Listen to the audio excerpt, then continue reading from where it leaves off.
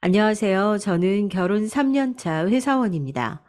저는 아버지가 사업을 하십니다. 엄청 크지는 않지만 그 덕분에 부족한 거 없이 자랐고 필요한 게 있으면 다 얻을 수 있을 정도로 좀 사는 집안에서 태어났어요. 그렇다고 돈을 흥청망청 쓰지는 않았어요. 부모님께서는 돈은 허투루 쓰는 게 아니라며 막 쓰는 걸 좋아하지는 않으셨거든요. 돈이 좀 있다고 해도 알뜰하게 쿠폰 모아 공짜 커피 마시는 걸 좋아하고 가격 비교하며 싼 제품을 찾을 정도로 알뜰하게 자랐습니다. 대신 여행은 제가 가고 싶은 곳으로 간답니다. 여행 때는 즐기고 오자는 주의라 그 나라에서 할 수 있는 것들은 다 즐기고 오죠. 그래서 제 인생에서는 여행이 가장 큰 낙이에요. 무엇보다 최고의 여행은 일본 여행이었습니다. 왜냐하면 일본에서 저희 남편을 만났거든요. 그때는 엄청 로맨틱하고 행복했답니다. 몇 년 전 친구와 일본을 가고 싶어 오사카로 가게 되었어요. 그때 제 남편은 저와 같은 비행기를 타고 있었죠.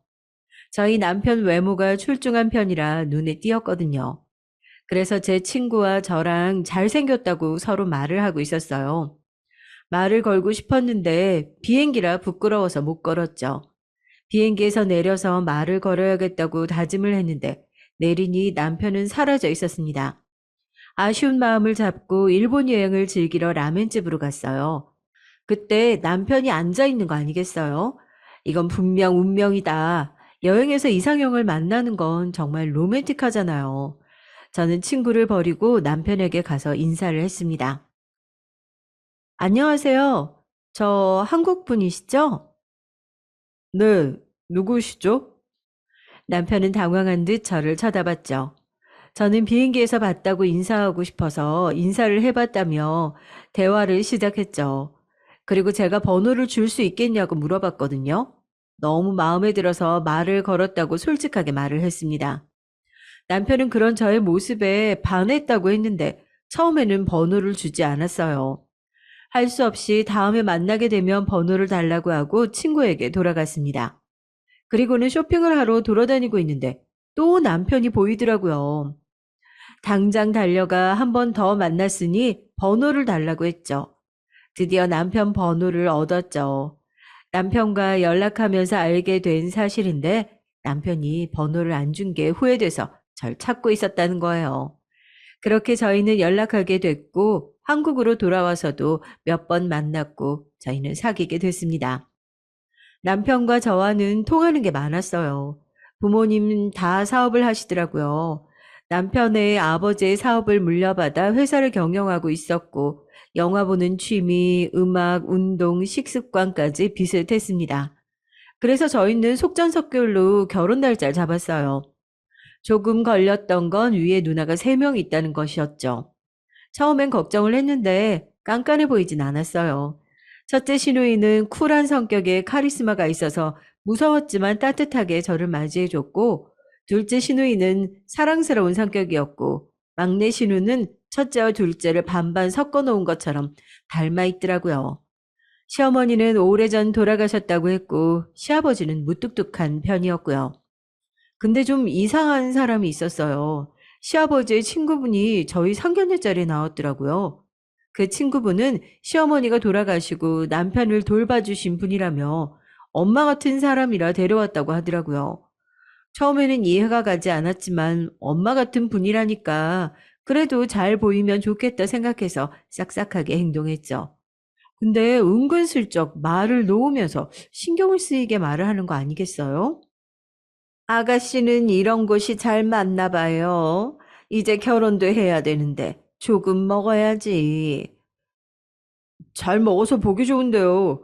이렇게 잘 먹는데도 살은 안 찌더라고요. 저만 찌고. 어머, 그래? 체질인가 보네. 보기 좋다. 시아버님 친구분은 뭔가 모르게 신경 쓰이게 얘기를 하더라고요. 왜 그런가 생각을 해봤는데 자꾸 뭔가 사소한 걸로 넘어가지 않고 꼭 꼬투리를 잡아 뭐라고 하더라고요. 시어머니도 아니면서 자꾸 저에게 뭐라고 하는 것 같아 기분이 좋진 않았습니다. 하지만 저 빼고는 다들 웃으며 얘기를 하고 좋은 날 괜히 망쳤다가 안 좋게 끝나는 것보단 나아서 넘어갔어요. 그런데 어느 날 시아버지 친구분이 연락이 왔어요. 한 번만 만나자고 하더라고요. 그래서 남편에게 물어본다고 하니까 단 둘이서만 만나고 싶다고 하더라고요. 남편이 어머니같이 좋아하는 분이라 잘 부탁한다고 부탁을 해서 싫다고 할 수도 없고 알겠다고 말했죠. 그날 회사 끝나고 저녁을 같이 먹기로 했습니다. 무슨 얘기를 해야 할지 걱정했는데 걱정과는 다르게 이야기는 잘 흘러갔어요. 남편 얘기만 해도 시간이 금방 가더라고요. 그리고 제가 아주머니라고 얘기를 하니 어머님이라고 부르라고 했죠. 아가씨, 아주머님이 뭐야? 어머님이라고 불러요. 네? 아니, 시어머님도 아니고 어머님은 좀... 아, 그런가? 아우, 나도 모르게 그만 어머님이라고 말을 했네. 그럼 이모라고 불러요, 그럼. 알고 보니 이모님은 시아버지의 친구가 아니라 시어머니의 친구였대요. 시어머님과 아주 친한 사이라 시누이 어릴 때 남편이 어릴 때 많이 봐줬다고 했고 그래서 이모라고 불렀다고 하더라고요.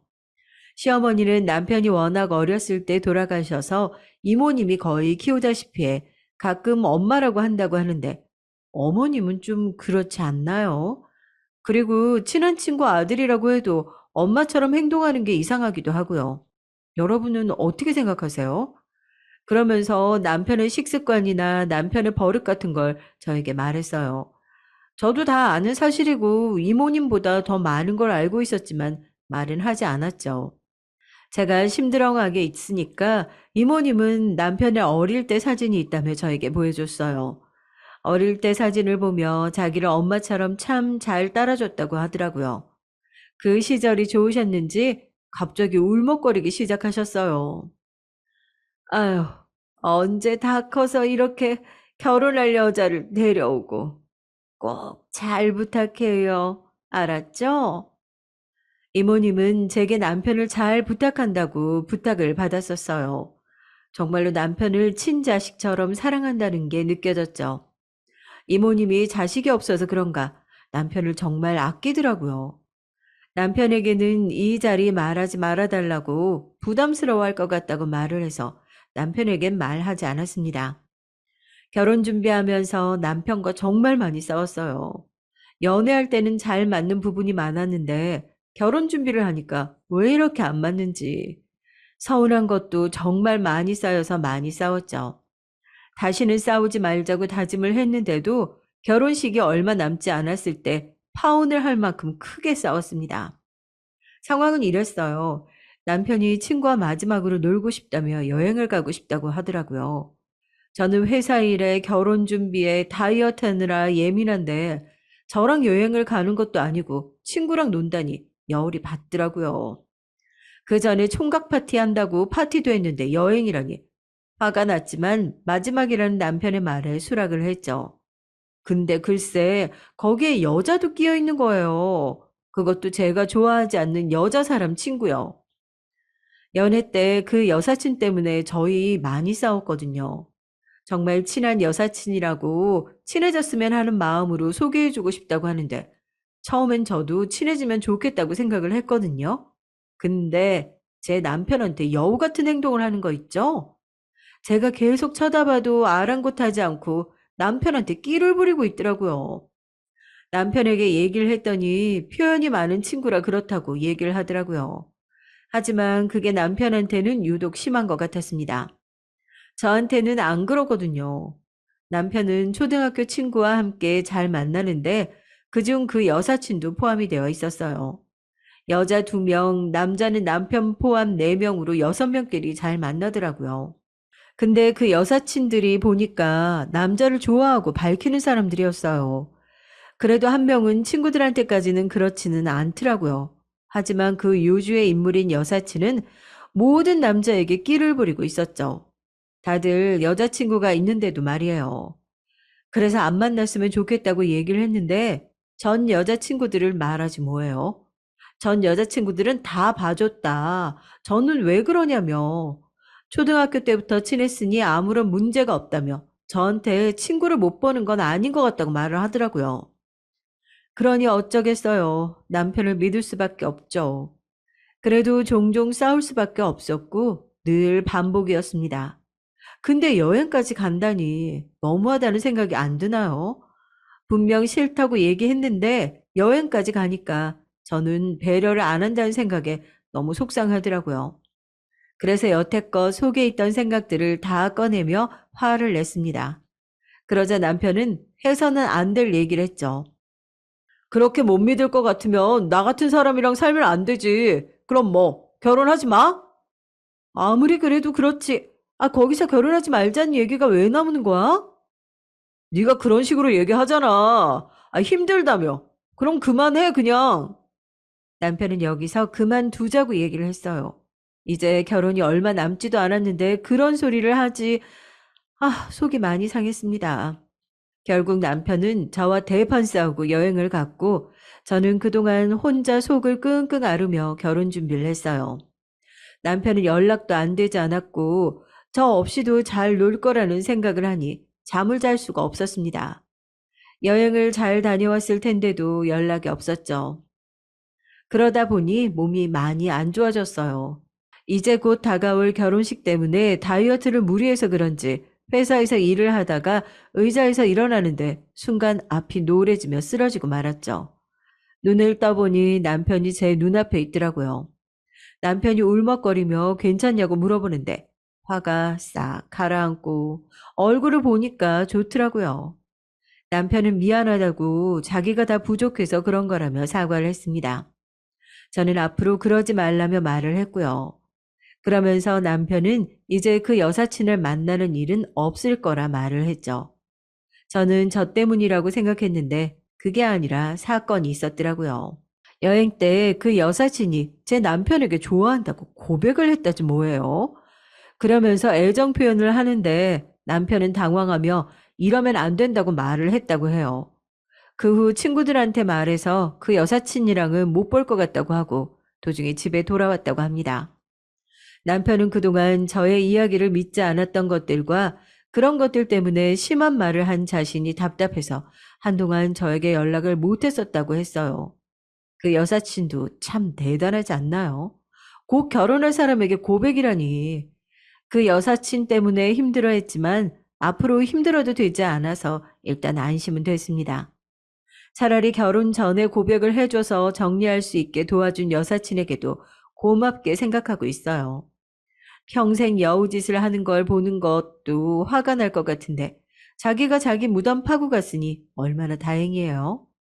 그렇게 그 초등학교 모임은 남자들의 모임으로 변했고 결혼식에도 여사친은 오지 않았습니다. 성황리에 결혼식을 마치고 드디어 꿈에 그리던 신혼부부가 됐어요. 저는 빨리 결혼을 해서 남편에게 아침밥을 차려주고 남편은 안아주면서 고맙다고 서로의 사랑을 확인하는 그런 순간을 느끼고 싶었거든요. 아, 아니면 남편이 피곤한 저를 대신해서 몰래 아침밥을 차려주는 그런 로망도 있었죠. 처음에는 그렇게 했어요. 하지만 몇 달이 지나니 아침밥을 차려주는 게 여간 힘든 일이 아니더라고요. 시아버지는 그냥 사람을 부르라고 하는데 굳이 부를 필요가 있나 싶었거든요. 힘들어서 결국 부르기로 했습니다. 근데 그때 이모님이 자기가 대신 아침밥을 차려주겠다고 하는 거 있죠. 저야 아는 사람이 와서 해주면 편하긴 하지만 시아버지의 친구분이시라 저희 집안 일을 다 말할까 걱정이 됐어요. 하지만 남편은 감사하다며 좋아하더라고요. 이모님의 밥을 먹을 수 있다며 어찌나 기뻐하던지. 제 밥이 맛없었던 걸까요? 제가 제 요리가 별로였냐고 왜 이렇게 좋아하냐고 물어봤는데 남편은 솔직하게 간이 안 맞는다고 말을 했습니다. 그리고 어떤 건 조금 맛이 없었다고 장난스럽게 얘기를 하는데 사람들 앞에서 제 요리가 맛없다고 말하는 게 부끄럽기도 했고 섭섭해서 싸우고 말았죠. 정성을 다해서 저도 노력하는데 너무하지 않나요? 그러면 그때 간이 안 맞는다고 말하면 됐었잖아. 그리고 맛없다고 말하는 게 어디 있어? 고민하고 고민해서 나도 처음 시도하는 건데 맛없다고? 예쁘게 말할 수는 없어? 아니, 아이 그게 아니고, 아이 그냥 미안해서 그래서 좀 장난치듯이 얘기했잖아. 장난으로 말해도 매번 준비하는 사람 마음 생각하면 장난으로라도 맛없다는 말이 나와? 여기가 식당이야? 이모님이 밥 안 해준다고 했으면 그럼 계속 맛없는 밥 먹었겠네? 맛이 없으면 그냥 간이 안 맞는다고 그때 말을 하면 되지. 꼭 그렇게 장난으로 맛없다고 말을 해야겠어? 그것도 사람들 앞에서? 물어보니까 그랬지. 그리고 뭐 맛없다는 걸 맛없다고 하지. 그렇다고 내가 안 먹은 것도 아니잖아. 나도 매번 고맙게 생각하고 있으니까 다 먹은 거 아니야. 됐다. 말 말자. 남편과 저는 며칠 동안 말을 하지 않았어요. 근데 그걸 이모님이 눈치채고 시아버지께 말을 했나 봐요. 한날은 시아버지께 전화가 왔습니다. 그래, 아범은 잘 있고? 제 안부를 묻는 게 아니라 저희 남편 안부를 묻는데 참 이상하더라고요. 남편은 회사 일로 시아버지와 자주 연락을 하는 걸로 알고 있는데 저를 떠보려고 하는 건지 남편 안부를 저한테 물으니 말이죠. 근데 역시나 저를 떠보는 거였어요. 너네 사이가 안 좋다는 얘기를 들었다. 안사람이 좀 참으면서 남편 내조를 해줘야 바깥일도 승승장구하지. 무엇이 섭섭해서 그랬냐? 그 사정도 모르면서 제가 잘못을 했을 거라는 식으로 말을 해서 억울했지만 굳이 거기서 길게 말을 늘어놓는 것도 아닌 것 같아서 신경 쓰이게 해서 죄송하다고 말하고 끊었어요. 이런 일은 몇 번 더 있었습니다. 늘 다퉜을 때마다 시아버지께 전화가 와서 싸우는 거 아니라며 잘하라고 말을 했죠. 그래서 이모님께 직접 물어보기도 했어요. 이모님, 혹시 저희가 다툴 때마다 아버님께 말씀드리나요? 아이고, 아니. 아유, 분위기 안 좋아 보여서 그냥 매번 물어보시는데 거짓말을 할 수도 없고, 그러니까 그런 거지. 왜? 아이, 그 양반이 뭐라고 해? 내가 뭐라고 하지 말라고 말할게. 아니, 그냥 이모님이 말을 안 하시면 될 것 같은데, 말 안 하시면 안 될까요? 저도 눈치가 보이기도 하고. 이모님께 솔직하게 부담된다고 말씀을 드렸더니 한숨을 쉬며 알았다고 하더라고요. 그리고 얼마 안 있고 남편이 갑자기 이모님과 있었던 일을 말하기 시작하는 거예요.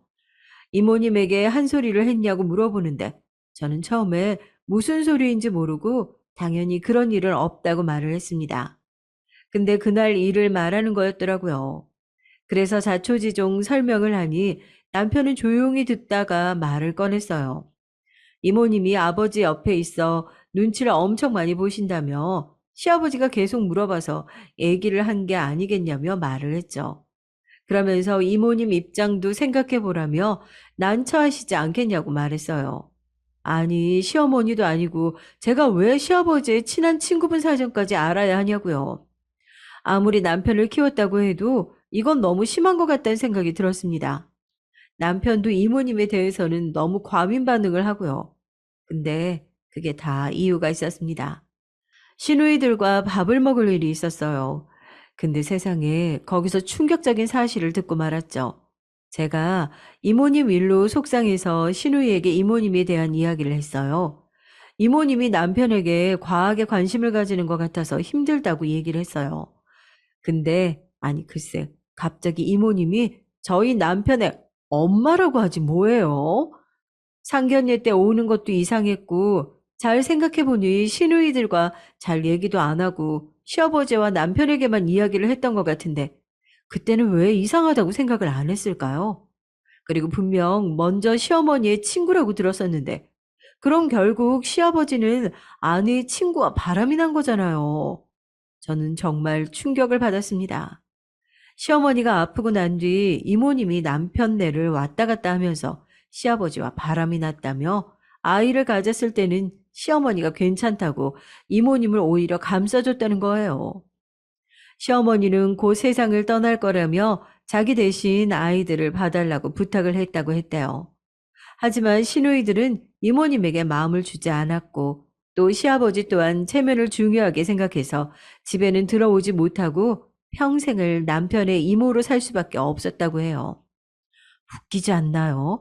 아니, 체면을 중요하게 생각하는 사람이 아픈 아내를 두고 친구와 바람나는 게 맞다고 보세요?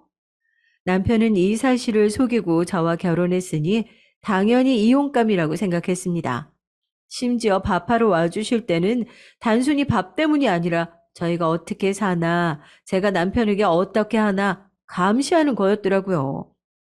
마음에 들지 않으면 이모님은 시아버지께 말을 해서 시아버지가 이모님 대신 저에게 뭐라고 하셨던 거고요. 정말 다들 너무하지 않나요? 어떻게 감쪽같이 속일 수가 있는지 배신감이 들어 집에 도착하자마자 남편에게 전화를 했습니다. 저기요? 여보, 나한테 숨기는 거 없어? 숨기는 거? 없는데? 진짜 없어? 시간 줄게 솔직하게 말해. 나 다 알고 전화했으니까. 남편은 잠시 아무 말도 하지 않더라고요. 남편은 잠시 생각을 좀 하겠다고 끊고 다시 전화를 주겠다고 했어요. 몇 분 뒤 전화가 왔죠. 아니, 그게 내가 먼저 시작한 건 아니고 그 사람이 먼저 제안을 해서 좀 땡겨서 썼지. 그쪽이 더 많이 아는 것 같기도 하고. 그게 무슨 말이야? 땡겨 쓰다니. 그쪽은 누구고? 어? 그 동업자 때문에 전화 온 거 아니고? 하, 그것도 말을 안 했어? 그거 말고. 없는데? 뭐지? 이모님 얘기. 남편은 이모님의 얘기를 듣자마자 놀라 끊어버렸어요. 제가 다시 거니까 받질 않더라고요. 그리고 그날은 집에 들어오지도 않았죠. 그 다음 날에도 전화를 받지 않고 집에 들어오지 않으면 이혼이라고 말을 하니까 들어는 오더라고요. 남편은 아무 말 없이 식탁에 앉아 고개를 숙이고 있었어요. 그러고는 갑자기 자기도 힘들다면서 눈물을 흘리더라고요. 자기도 어렸을 때 이모가 자기 엄마라는 걸 알았을 때 충격이 컸다고 말을 했죠. 시아버지가 남편에게 항상 하는 말이 이모님이 불쌍한 사람이니 잘하라는 얘기를 듣고 자랐대요. 불쌍하게 만든 건 시아버지인데 말이죠. 안 그런가요? 남편은 얘기를 들으며 안타깝기는 했지만 속인 건 속인 거잖아요. 그건 잘못됐다 생각했어요. 하지만 이제 와서 뭐 어쩌겠냐는 생각이 들더라고요. 남편의 눈물 때문인지 마음이 약해졌습니다. 처음에는 이혼을 해야 하나 생각도 들었는데 생각해보면 남편이 속인 건 맞지만 남편도 힘들었겠다는 생각이 드니까 마음이 약해지기 시작했죠. 혹시 그 어머니 얘긴 누나들한테 들었어? 어, 이모님이 부담돼서 당신이 전부터 이모님에 대해 좀 다르게 생각하고 있다고 느끼기도 했고, 이모님도 과하게 당신을 챙기는 것 같아서 먼저 물어보니까 말을 하더라고. 남편은 친어머니에 대한 이야기를 저한테 하려고 했대요. 시누이들이 말을 하라고 했대요. 시누이들이 평생 속일 게 아니면 먼저 말을 해야 한다고 남편에게 말을 했는데 시아버지가 입을 여는 순간 한 푼도 없을 거라고 남편에게 절대 말하지 말라고 했다고 해요. 그래서 결국엔 말을 못하게 됐고 상견례 땐 이모님이 너무 오고 싶다고 하셔서 할 수 없이 데려왔다고 했죠.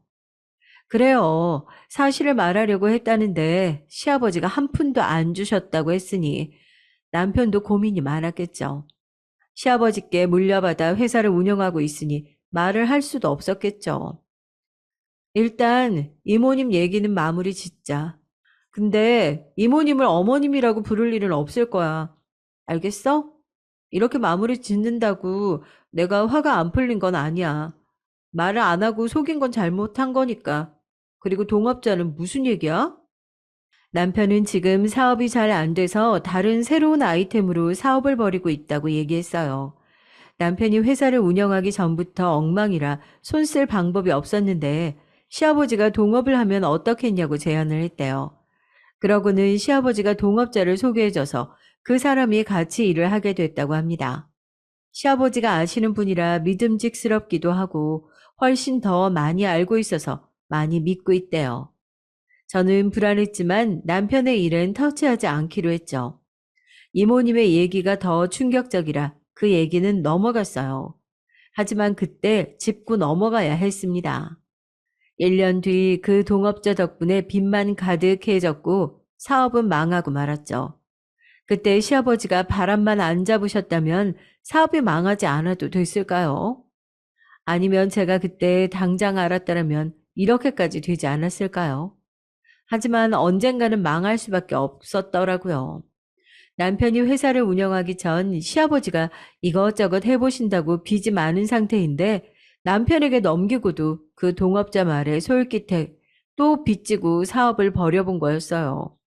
무리가 되어 결국 망해버린 거고요. 남편도 아무 생각 없이 믿은 것도 있지만 계속 일을 벌이는 시아버지가 원망스러웠습니다. 그래도 어쩌겠어요. 망해버렸으니 전처럼 살 수는 없잖아요. 현실을 받아들이고 남편을 잡아주는 게 우선이었죠. 남편은 사업 실패로 정신을 놓으며 매일 술을 마시기 시작했거든요. 퇴근을 하면 항상 술병을 치워야 했어요. 더 이상은 이렇게 있으면 안 되겠다고 생각해서 남편에게 뭐라도 해보자고 얘기를 했죠. 남편은 이제껏 시아버지가 하자는 대로 살았는데 어떻게 살아야 될지 모르겠다며 말을 했습니다. 자기는 할 줄 아는 게 아무것도 없다며 한탄을 했죠. 그래도 뭐든 생각해 보라고 하니 어디서 배달이든 택배든 당장 할 수 있는 것들을 찾아보자고 얘기를 했습니다. 저희는 당장 형편에 맞게 살아야 하기 때문에 소비를 줄일 수밖에 없었어요. 하지만 소비 습관이라는 게 바로 고쳐지지 않더라고요. 과소비를 하는 편은 아니었지만 빚 때문에 더 줄여야 해서 힘들었습니다. 그리고 시아버지도 씀씀이가 크셔서 걱정이었죠. 사업이 망하고 난 뒤부터는 저희와 같이 살게 되었거든요. 부모님께 부탁을 드려볼까도 생각했는데 신혼 때 도움을 많이 받기도 했고 망하고 난 뒤도 걱정하시며 도움을 받았기 때문에 더는 손을 벌리면 안 된다고 생각했어요. 하지만 돈이야 힘들겠지만 벌면서 갚으면 되는 거라 생각했습니다. 가장 큰 문제는 시아버지였어요. 정말로 시아버지 때문에 이혼을 하고 싶을 정도였습니다. 다행히도 이모님은 제가 알게 된 후 남편이 이모님께 따로 이야기를 했는지 예전만큼 거슬리진 않았어요. 시아버지는 여전히 제가 모르고 있다고 생각을 하시고 이모님은 제가 알고 있으니 조심하는 것 같더라고요. 시아버지와의 문제점은 같이 살고 나서부터 안 좋은 점이 보이기 시작했습니다. 그 소주 한 병 사오너라. 애미야, 밥. 여자가 그 조신하게 걸어. 옷이 그게 뭐냐? 그러니 남자들이 해벨레 쳐다보고 다니지. 아이고. 시아버지는 저희 집에 처음 왔을 때와는 다르게 점점 말이 짧아져서 필요할 때마다 종 부리듯 부리고 잔소리가 심해져 갔습니다. 너무 심해서 남편에게도 말을 해봤는데 남편도 시아버지의 성격은 못 꺾는다고 했죠. 저는 시아버지의 본 성격을 본 적이 없었기 때문에 많이 당황했어요. 시아버지가 풍채도 좋으시고 왕년에 운동을 좀 했던 사람이라 만만하게 보이는 사람은 아니라 쉽지 않은 사람이라 생각은 했지만 사람이 늘 명령하는 어투에다가 자기가 무슨 대단한 사람이냐 매번 사람들을 욕하고 자기가 하는 말이 다 옳다고 생각하는 분이셨죠. 심지어는 저희 부모님을 안 좋게 얘기하는 것도 들었다니까요. 저희 부모님도 사업을 하신다고 했잖아요. 근데 시댁은 망하고 친정은 아직까지 회사를 운영하고 있으니까 배가 아프셨는지 저희 아버지도 사람을 조심해야 한다면서 사람을 너무 믿으면 안 된다고 말을 하다가 생긴 건 어벙하게 생겨서는 회사는 잘 운영하나 보네라는 말을 하는 거예요. 생긴 건 어벙하게 생겼는데 겉보기와는 다르게 뭐 좀 하나 보네. 그래도 이거 너무 믿으면 안 된다고 전해줘라. 또 감을 좀 키워야 한다고. 그 사업은 말이지. 아버님, 걱정하지 마세요. 저희 아버지 어벙하게 생기시지도 않았고요. 아버지의 감으로 사업 성공할 수 있어요. 걱정해 주셔서 감사합니다. 저는 너무 화가 났지만 시아버지의 불같은 성격이 있으니 좋게 넘어가려고 했죠. 하지만 결국 시아버지의 신경을 건드리고 말았습니다. 어디 어른이 얘기를 하는데 가로막고 말을 해. 응? 사돈이 그리 가정교육을 했냐? 이게 어디서 말을 가로막아? 시아버지는 갑자기 과일상을 엎었어요. 저희 방에서 쉬고 있던 남편은 거실로 달려와 시아버지를 진정시켰죠. 그 순간 정말 무서웠어요. 술을 마시고 있어서 그런지 평소보다 정도가 심했거든요. 아직도 잊히지 않는 순간이었죠. 누군가가 그렇게 눈이 돌면서 물건을 던지는 건 처음 보기도 했고, 자칫 잘못하면 제가 맞을 뻔했거든요. 진짜 조금 더 있었다면 제가 그냥 맞았을지도 몰라요. 저는 놀라서 집에서 뛰쳐나왔습니다. 마음이 진정되지 않아서 친구에게 전화를 했죠. 친구는 저의 소식을 듣고 카페로 와줬습니다. 시댁이 망하고는 친구들과 연락을 잘 안 했었는데 유일하게 연락하는 친구가 저와 일본 여행을 같이 간 친구거든요. 저는 그 친구에게 모든 걸 말했죠. 친구는 제 얘기를 듣고는 조심스럽게 저에게 말을 하더라고요. 계속 그렇게 지낼 생각이야? 한번 그러면 위험하지 않을까? 나도 모르겠어. 시아버지를 쫓아낼 수도 없고, 시누이들도 아버님 성격을 진작 알아서 그런지 시아버지한테는 일절 도움 안 받고 자기네들이 독립했더라고. 알잖아, 우리 남편은 아버님한테 많이 도움을 받은 거. 그래서 꼭 모셔와야 한다고 그러니 내가 뭐 어떻게 할 수도 없고. 너 아이 생각 없다고 했지? 응. 갑자기 아이? 그렇지. 나나 남편이랑 일하기 바빴으니까. 그리고 지금이야 뭐 알잖아. 집안이 이런데 아이는 무슨. 이혼 생각은 없어? 친구는 제게 이혼할 생각은 없냐고 물어봤어요. 왜 없겠어요. 사소한 일로도 맞지 않아서 따로 살아야 하나 생각도 여러 번 들었고, 이모님 일도 믿음이 사라져서 이혼 생각도 했었는데, 그래도 모든 부부가 참고 살고 있으니 저도 참으며 살고 있었죠. 이래저래 안 맞지만은 남편의 좋은 부분도 있으니 참는 거죠. 하지만 남편이야 제가 좋아했으니 참는다고 해도 시아버지는 아니잖아요. 진짜 시아버지 때문이라도 이혼을 하고 싶다는 생각이 들었습니다. 아니, 내가 남의 가정 사이에 끼어드는 것도 기분이 나쁠까봐 말은 못하고 있었는데, 형부도 많이 변한 것 같고, 지금 분위기도 안 좋잖아. 야, 네가 뭐 아쉬워서 그런 집에 있냐? 그리고 시아버지도 그런데 굳이 같이 살 필요가 있을까 싶어서 들어보니까 점점 더 심해지는 것 같은데 걱정되네. 요즘 안 맞으면 이혼 많이 하잖아. 생각해봐. 친구는 이런 소리 해서 미안하지만 꼭 저에게 해주고 싶었던 말이라고 했어요. 제가 사는 게 불행해 보였나요? 친구는 괜히 제가 제 인생을 못 사는 것 같아서 걱정돼서 그런 소리를 하는 거겠죠. 친구는 걱정을 해서 말을 해줬는데 남의 입에서 이혼 얘기 나오니까 기분이 좋지 않더라고요. 제가 그렇게 못 살아 보이나 이런 미운 생각을 하게 되더라고요. 시아버지가 주무신다고 남편에게 연락을 받고 그제야 집으로 돌아갔습니다. 근데 남편은 괜찮냐고 하기는커녕 왜 그런 말을 해서 아버지 신경을 건드리냐고 말을 하지 뭐예요? 순간 친구의 말이 생각났습니다. 남편이 많이 변했다고요. 예전에는 무슨 말이든 저를 생각해주고 무슨 일 있으면 괜찮냐고 물어봤는데 결혼 후 어느 순간부터는 그런 모습이 하나도 없었어요. 저도 다 알고 있었죠. 하지만 아까 말했듯 모든 사람들이 변하고 저 또한 변했다고 생각하며 참고 살았는데 순간 이렇게 살아야 하나 생각이 들더라고요. 근데 이런 생각이 한 번 드니까 계속 이혼 생각이 들지 뭐예요. 남편도 남편이지만 저는 정말로 시아버지가 싫었어요.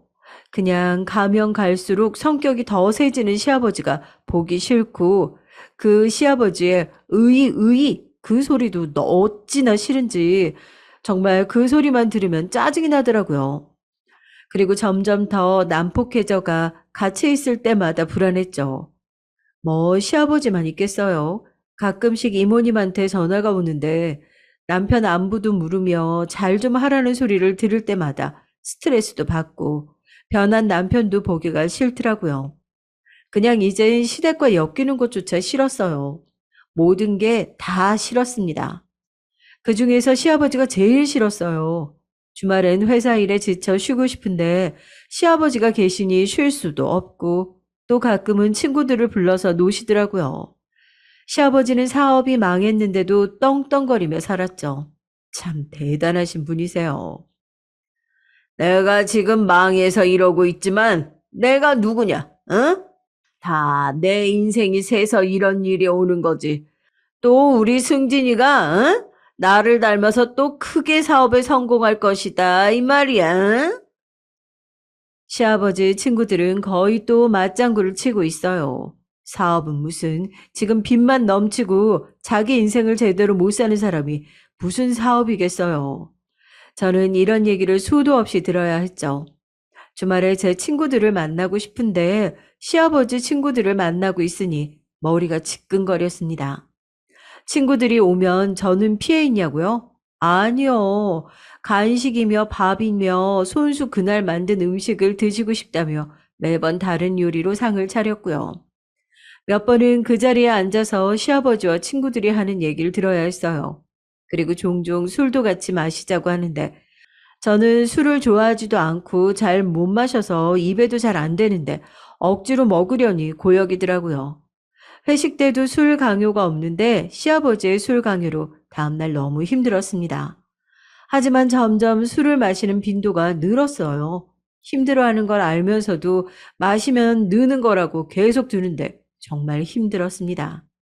결국 못 마시겠다고 말을 했는데 시아버지가 화를 내면서 어른이 주는 건 빼는 게 아니라고 젓가락을 저를 향해 던지셨어요. 저는 젓가락이 그렇게 공격적인 줄 몰랐습니다. 결국 이마에 맞아 피를 보고 말았죠. 심한 건 아니라 다행이지만 나중에는 술병을 던질까 무서웠어요. 시아버지는 점점 더 공격적으로 변해갔습니다. 그래서 하는 수 없이 시아버지가 주시는 술은 다 마시게 됐죠. 그렇게 맞지도 않는 술을 마시니 속이 괜찮을 리가 있겠어요. 새벽에 속이 미친 듯이 아파서 응급실로 가게 됐죠. 역류성 식도염에 급성 위염에 술 때문에 병을 얻었어요. 아픈 게 너무 서러워서 친정에서 쉬고 있는데 부모님이 어디서 그렇게 술을 마셨냐고 혼을 냈습니다. 아니, 술은 입에도 안 대도 내가, 어디서 늦바람이 들어가지고 그렇게 위험을 달고 올 정도로 술을 마셔? 너는 술도 맞지도 않는데. 20살 때도, 그래서 응급실 갔다 왔으면서 정신 못 차리고 마셔? 저는 너무 억울해서 시아버지가 술을 강요하신다고 얘기를 했죠. 또 시아버지가 술을 마시고 상을 업고 폭력적으로 변한다는 말까지 했어요. 이마 얘기도 했더니 부모님이 화를 크게 내시며 그 집에서 당장 나오라고 말을 했죠. 부모님은 저를 집에 데려다 주시고 짐 싸서 나오라고 말을 했어요. 저는 그렇게 화내시는 부모님은 처음이라 얼떨결에 집을 싸서 집에 돌아갔죠. 다행히 남편도 시아버지도 집에 없어서 그냥 나왔습니다. 저는 그날 모든 사실을 부모님께 알렸어요. 이모님이 사실 남편의 어머니였고 사업은 시아버지 때문에 망했고 저에게 한 잔소리들, 아버지를 욕한 건 모두 얘기했죠. 저는 괜찮은 줄 알았는데 부모님에게 얘기를 하다 보니까 서러워서 울음이 터졌습니다. 제가 너무 참았던 것 같아요. 부모님을 보니까 힘들었던 게 터져서 숨도 못 쉴 정도로 울었습니다. 부모님은 제 얘기를 듣고는 이혼하라고 하셨어요. 그리고 당분간 여기서 지내라고 하시길래 저는 한동안 친정에서 지냈죠. 남편에게 계속 전화가 왔지만 받지 않았어요. 친정에 있으니 너무 편하더라고요. 오랜만에 느껴보는 여유와 행복, 엄마가 차려주는 밥, 모든 순간이 결혼 전으로 돌아갔습니다. 저는 이혼을 결심했어요. 부모님께 말씀을 드리자 부모님은 잘 생각했다며 그동안 마음고생을 했을 텐데 수고했다고 안아주셨습니다. 집으로 돌아가자 남편이 웬일인지 사과를 하더라고요. 근데 이미 마음이 떠서 그런지 사과를 해도 별 생각이 없었어요. 오히려 저러다 다시 원래 남편으로 돌아갈 거라는 확신이 있었습니다. 그런데 무슨 일인지 계속 다정하게 구는 거 아니겠어요? 그리고 시아버지가 제게 뭐라고 하면 대신 화를 내며 그만하라고까지 했어요. 갑자기 남편이 변하니 뭐 잘못 먹었나 싶기도 했고요. 제가 집을 떠난 게 효과가 있었나 싶기도 하고요. 하지만 제 마음은 변하지 않았습니다. 남편도 남편이지만 계속되는 시아버지의 잔소리와 행동으로 지칠 대로 지쳐버렸거든요. 그런데 남편이 왜 이렇게 친절히 대하는지 알게 됐죠. 어느 날 남편은 자고 있었고 저는 옆에서 휴대폰을 보고 쉬고 있었는데 남편 폰으로 계속 연락이 오는 거예요. 회사 일을 할 땐 여러 사람들과 연락을 많이 해서 신경 쓰지도 않았는데 지금은 연락 올 사람도 없고 일하는 시간도 아니라 연락 올 데가 없는데 연락이 계속 오니까 이상했죠. 또 이상한 촉이 들어 몰래 남편 폰을 봤습니다. 그런데 문자 내용을 보지는 못했지만 사랑 안 해줄 거야 라는 말이 적혀 있더라고요. 더 충격적인 건 보낸 사람의 이름이 제 친구인 거예요. 제가 힘들 때 이혼하라고 말해준 그 친구요. 저는 남편이 바람을 폈다는 것보다 제 친구와 바람을 폈다는 게 더 충격을 받았습니다. 아닐 거라고 생각을 했지만 제 친구 이름이 특이해서 같은 이름을 본 적이 없거든요. 믿었던 친구가 제 남편과 바람을 폈다니 믿었던 만큼 충격은 더 컸습니다. 정말 심장이 요동치더라고요. 손이 떨리고 숨을 쉴 수가 없었어요. 하지만 여기서 깨버리면 남편도 깰 것 같아서 조용히 돌아 누웠습니다. 처음에는 남편 뺨이라도 때려야 하나, 아니면 제 친구에게 전화해서 왜 그랬냐고 따져야 하나, 둘 다 당장 내 앞에 앉혀 욕을 해야 하나, 오만 가지 생각이 들었어요. 잠은 오지 않고 계속 생각에 잠겼죠. 계속 생각을 하다 보니까 속상하고 우울했던 감정이 분노로 바뀌더라고요. 바람을 피우고 다시 사람이 돌아온 척하는 남편과 나를 위하는 척 이혼하라고 했는데 남편과 바람을 핀 친구가 너무 가증스러웠습니다. 하지만 잘 됐다 싶었죠. 이미 저는 이혼하기로 마음도 먹었고 남편은 바람을 폈으니 쉽게 이혼할 수 있겠다는 생각이 들었습니다. 그 다음날 화가 차올랐지만 아무렇지 않게 남편을 대했어요. 그날 남편은 일이 힘들었는지 저녁 늦게 술을 마시고 만취 상태로 집에 왔습니다. 저는 그때 제 친구 이야기를 해봤죠. 여보, 내 친구 알지? 걘 어떻게 생각해? 남편은 제 친구가 이쁘다며 막 웃었어요. 그리고 여행 갔을 때 제 친구도 남편에게 연락처를 물어봤다고 했죠. 하지만 제가 남편의 이상형에 가까워서 저를 선택했다고요. 그러고는 제 친구가 자기를 꼬신다며 자기가 무슨 얘기를 하는지 모르는 채 잠에 들었죠. 딱 보니 상황이 그랬습니다. 저는 그때 친구가 남자친구가 있으니 당연히 관심이 없을 거라고 생각했는데요. 근데 처음부터 제 친구는 남편에게 관심이 있었던 거예요.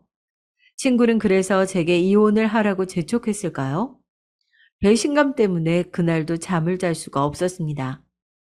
일을 끝내고 저는 친구에게 만나자고 했어요. 친구는 제가 걱정된다는 듯 제 안부를 물었습니다. 잘 지냈어? 너 몸은 어때? 좀 괜찮아? 어처구니가 없었습니다. 그렇게 남편과 바람을 피고는 걱정하는 꼴이 정말 우스꽝스러웠어요. 이제 좀 괜찮지. 근데 요즘 남편이 이상해. 다시 예전으로 돌아온 것 같다니까? 다정하게 막 대하는데 나는 남편이 곧 죽나 싶었다니까? 저는 친구의 그 찰나의 표정을 봤어요. 남편이 저에게 다정하게 대해준다고 하니까 잠깐이지만 굳어버린 그 표정을 봤죠. 그리고는 제가 친구에게 물어봤어요. 있지, 너 혹시 내 남편 좋아했어? 아니 그냥 남편이랑 너 얘기하는데 네가 여행 갔을 때 너도 연락처 물어봤다고 해서 그런 얘기를 들으니까 좀 신경 쓰이네? 친구는 놀라 왜 갑자기 자기 얘기가 나왔냐고 물었죠. 그냥 내가 너한테 너무 고마워서 남편도 좋게 생각을 하고 있나 물어볼 겸 너에 대해 어떻게 생각하는지 물어봤거든. 근데 술에 취해서 그런지 그런 얘기를 하더라고. 그래서 좀 놀랐지 뭐. 친구는 당황하면서 미안하다고 했어요. 그러고는 뭐 더 들은 거 없냐고 물어보더라고요. 저는 당연히 없다고 했죠. 친구에게 남편과 무슨 일 있냐고 물어봤는데 친구는 없다고 그냥 자기가 그런 행동을 해서 안 좋게 생각할까봐 걱정해서 물어봤다고 둘러대더라고요. 여행에서도 싸워본 적 없고 몇 년 동안 의지하고 힘든 일이 있을 때 서로 자기 일처럼 화내주고 울어주던 친구인데 이런 친구가 제 남편과 바람을 피우다니 마음이 아팠습니다. 저는 곧장 친정으로 갔어요. 친정 식구에게 남편의 바람 사실을 알렸죠. 부모님은 뒷목을 잡으셨고 여동생은 길길이 날뛰었습니다. 형부 미친 거 아니야? 아니, 그 언니도 그래. 아니, 어떻게 친구 남편이랑 바람이 날 수가 있어? 아니, 보니까 그 아버지의 그 아들이네. 아주 끼리끼리야. 형부는 자기 아버지가 바람 피운 걸 충격받았다며. 울면서 말할 만큼 힘들었다면서 어떻게 또 아내 친구와 바람을 필 수 있어? 언니, 당장 이혼해. 알아. 진정해봐. 나도 언제 이혼을 말할지 생각 중이야. 아, 언제라니? 당장 해야지. 저도 마음 같아서는 당장 이혼을 하고 싶은데 아직은 때가 아닌 것 같아서 타이밍을 보고 있는 중이었어요. 남편이야 이혼 사유가 분명히 언제든 이혼을 요구해도 이상할 건 없어 당장이라도 말해도 되겠지만 무엇보다 시아버지의 행동을 모두에게 다 알리고 이혼을 하고 싶었습니다. 그래서 타이밍을 잡고 있었던 거고요. 어느 날 시아버지가 술 한잔 하자고 저를 불렀습니다. 정말 마시기 싫었는데 그날도 거절은 하지 못했죠. 요즘 세상이 술 강요하면 큰일 나는 세상인데 시댁 술 강요라니 말이 되나요? 시아버지는 곧 자기가 칠순이라며 칠순 잔치를 크게 열고 싶다는 거예요. 근데 저희가 돈이 어딨어요? 크게 하려면 돈이 들어가는데 돈이 없다고 말하자 또 화를 내시는 거예요. 돈이 왜 없어? 너 벌어다 놓은 건 다 어딨냐? 생활비에 빚에 지금 저희가 여유로운 상황이 아닌 걸 알면서도 벌어놓은 돈이 어디냐니.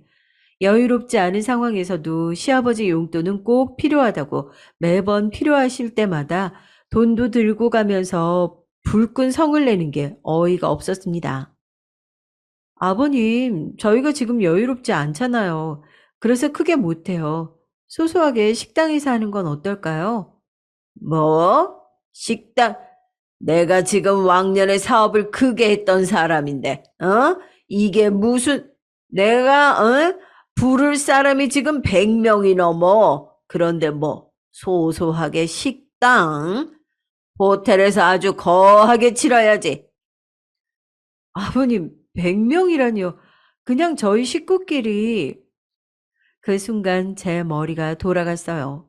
시아버지는 화가 나서 제 머리를 치신 거예요.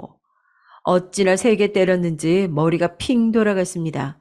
저는 그 뒤로 집 밖으로 나가 곧장 친정으로 갔죠. 맞고 나서는 솔직히 기억이 무슨 정신으로 친정으로 왔는지 기억이 나지 않아요. 저희 부모님은 산발이 된 저의 모습을 보고 놀라 물으셨습니다. 엉엉 울며 시아버지한테 맞았다고 하니까 부모님은 당장이라도 시아버지를 찾아갈 기세였어요. 그때 문득 좋은 생각이 들었습니다. 아니야, 잠시만. 엄마, 아빠, 저 진짜 마지막으로 돈 좀 빌려줘요. 부모님은 갑자기 돈 얘기가 나오니까 당황하신 것 같았지만 바로 빌려주겠다 하셨습니다. 그리고 다시 저는 집으로 돌아갔죠. 시아버지는 아무 말도 안 하고 저를 보더니 방으로 들어가셨어요. 저는 그날 일을 남편에게 얘기를 해줬죠. 남편도 놀라 미안하다고 시아버지에게 잘 얘기를 해보겠다고 했어요. 남편도 이건 아니다 싶었는지 정말 미안해 하더라고요. 그리고는 제가 먼저 남편에게 시아버지 칠순잔치 말을 꺼냈습니다. 그래서 그런데 내가 부모님한테 잘 얘기를 해서 돈을 빌렸어. 근데 요즘 우리 집 사정도 안 좋아서 빌린 돈은 갚아야 할 것 같은데 괜찮겠어? 호텔에서 꼭 해야 할까? 어쩌겠어. 우리 집안도 체면이 있는데 호텔에서 해야지. 드디어 저에게 좋은 타이밍이 왔다고 생각했습니다. 그렇게 기다리고 기다리던 칠순날이 되었어요. 그렇게 기다리고 기다리던 칠순 잔칫날이 됐습니다. 사람들에게 인사를 하고 사람들은 즐겁게 잔치를 즐기고 있었죠. 네, 여러분들 즐겁게 즐기고 있나요? 이번 순서는 이댁 며느리가 또 시아버지에게 편지를 준비했나 봐요. 하고 싶은 말이 있다고 해서 모시겠습니다. 네, 안녕하세요. 아버님 축하드립니다. 아버님 이제 어머님 모시고 살아야죠. 혼자 사지 마시고요. 어머님 모시고 사세요. 그리고 여러분, 이건 정말 중요한 말인데, 저는 시아버지 때문에 이혼할 겁니다. 시아버지와 더는 못 살겠어요. 힘들어서 못 살겠어요. 그 말을 들은 모든 사람이 술렁이기 시작했어요. 저희 가족조차도 여기서 말할 줄은 몰랐나 봐요. 당황한 기색이 역력했습니다. 그리고 여러분, 축하해 주세요. 어머님은 살아계십니다. 저기 보이시죠? 제 남편의 친어머니 되시는 분이죠. 제 남편의 어머님입니다. 그리고 여러분, 제 남편이 저희 아버님을 참 많이 닮았어요. 제 친구랑 사랑을 나누고 있지 뭐예요? 축하해 주세요. 이혼해도 재혼이라니 결혼식 한 번 더 와야겠어요. 아, 그리고 아버님, 사람이 그렇게 겸손하지 못하고 폭력적이면 사람들이 싫어해요. 아버님한테 맞았을 때 정말 너무 무서웠고 아팠거든요. 시아버님 덕에 제 정신력이 상승한 것 같네요. 모난 말은 다 들어본 것 같거든요. 저는 모든 사실을 100명 앞에서 말을 하니 속이 뻥 뚫렸습니다. 시아버지는 뒷목을 잡고 쓰러졌고 남편이 저를 향해 달려오는데 어찌나 우스꽝스럽던지 칠순잔치는 그렇게 성공적으로 망했습니다. 저희 동생들 깔깔 웃으며 박수를 쳐줬어요. 그런데 여기서 신기한 건 축하로 가득했던 잔치에 시아버지의 욕으로 가득 차기 시작하더라고요. 남편은 도망가고 저는 당당히 먹을 거 먹으며 이혼을 축복하기 위해 동생과 축배를 들었죠. 저희 부모님은 부끄러워하셨지만 뭐라고 하시진 않았어요. 오히려 제 손을 꼭 잡으시고 잘했다고 작게 말해줬습니다. 이게 다 결혼 3년 안에 있었던 일이에요. 어때요? 참 많은 일이 있었죠? 친구와는 당연히 연을 끊었고요. 남편과는 이혼을 하게 됐습니다. 남편은 그나마 갖고 있던 훤칠한 외모도 없어졌어요. 그 일 이후로 힘들었는지 얼굴이 아주 상했더라고요. 불쌍하기는커녕 고소했습니다. 그리고 여기저기 다 시아버지 욕을 해서 시아버지는 집에서만 생활을 한다고 들었어요. 인생을 어떻게 살았으면 그렇게 욕을 많이 먹을 수 있나 신기하기도 했죠. 미안해. 잘못했어. 아니야, 미안을 하지 마. 나는 덕분에 많은 일들을 겪었고, 그리고 우리 아이가 없어서 참 다행이다. 그치? 아버님, 이모님이랑 오순도순 잘 살아봐. 재혼하면 난 절대 부르지 말고, 나 찾지도 말고. 아, 걔 남자친구 생겼더라? 당신만 불쌍하게 됐네. 제 친구는 웃기게도 남편과 바람을 피면서도 남자친구를 만들었던 거예요. 진작에 그런 친구와는 손절을 했어야 했는데 이번 일들로 안 맞는 사람들과 인연을 정리했다고 생각했어요. 제 결혼 생활은 드라마 한 편이었습니다. 만약 시아버지 앞에서 이혼하겠다고 했으면 이혼할 수 있었을까요? 그리고 시아버지의 칠순자치가 없었더라면 전 이렇게 시원하게 끝을 맺을 수 있었을까요? 웃긴 건 제가 그 자리에서 폭로를 한 덕에 저희 가족은 미친 가족이라는 별명이 붙고 말았죠. 그럼 어때요? 아무도 저희를 건드릴 사람은 없을 거예요. 하지만 반대로 당차다는 사람도 있었습니다. 시아버지를 싫어하는 대부분의 사람들은 이해한다며 잘 말했다고 저에게 응원한다고 했어요. 저는 그 순간 떨리면서도 아주 짜릿한 순간이었죠. 가끔은 시아버지가 좋은 사람이었다면 어땠을까 그런 상상을 하곤 해요. 이미 다 지난 일이니 이런 생각을 할 수 있겠죠? 그럼 지금까지 제 얘기 들어주셔서 감사해요. 좋은 하루 보내세요. 안녕하세요. 저는 막 60대 후반이 된 이제 할머니 소리가 살짝 익숙해지려고 하는 한 여성입니다. 날씨가 아직 많이 춥죠. 제가 일하고 있는 사무실에서 따뜻한 모가차 한 잔을 우려 마시며 다른 분들의 사연을 듣다가 문득 제 얘기를 해보고 싶어서 사연을 풀어내 봅니다. 하나뿐인 아들을 잃고 구박받았던 얘기예요. 용기 내어 작성한 만큼 끝까지 들어주시면 좋겠습니다.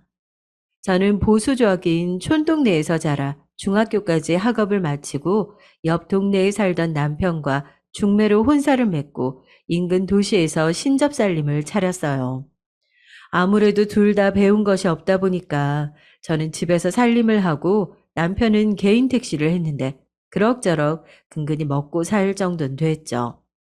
비록 형편은 빠듯했지만 나름 성격이 잘 맞고 금술은 좋아서 일남일녀의 자식을 두었습니다.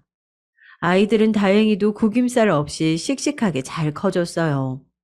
특히 아들 녀석은 어찌나 어릴 때부터 밝고 까불던지 온 동네 남자애들을 몰고 다니며 대장 노릇을 할 정도로 사교성이 좋고 서글서글한 성격이었어요. 못 배운 부모를 둔 것이 미안해서 저희 부부는 자식들 많은 교육을 시키기 위해서 노력했습니다.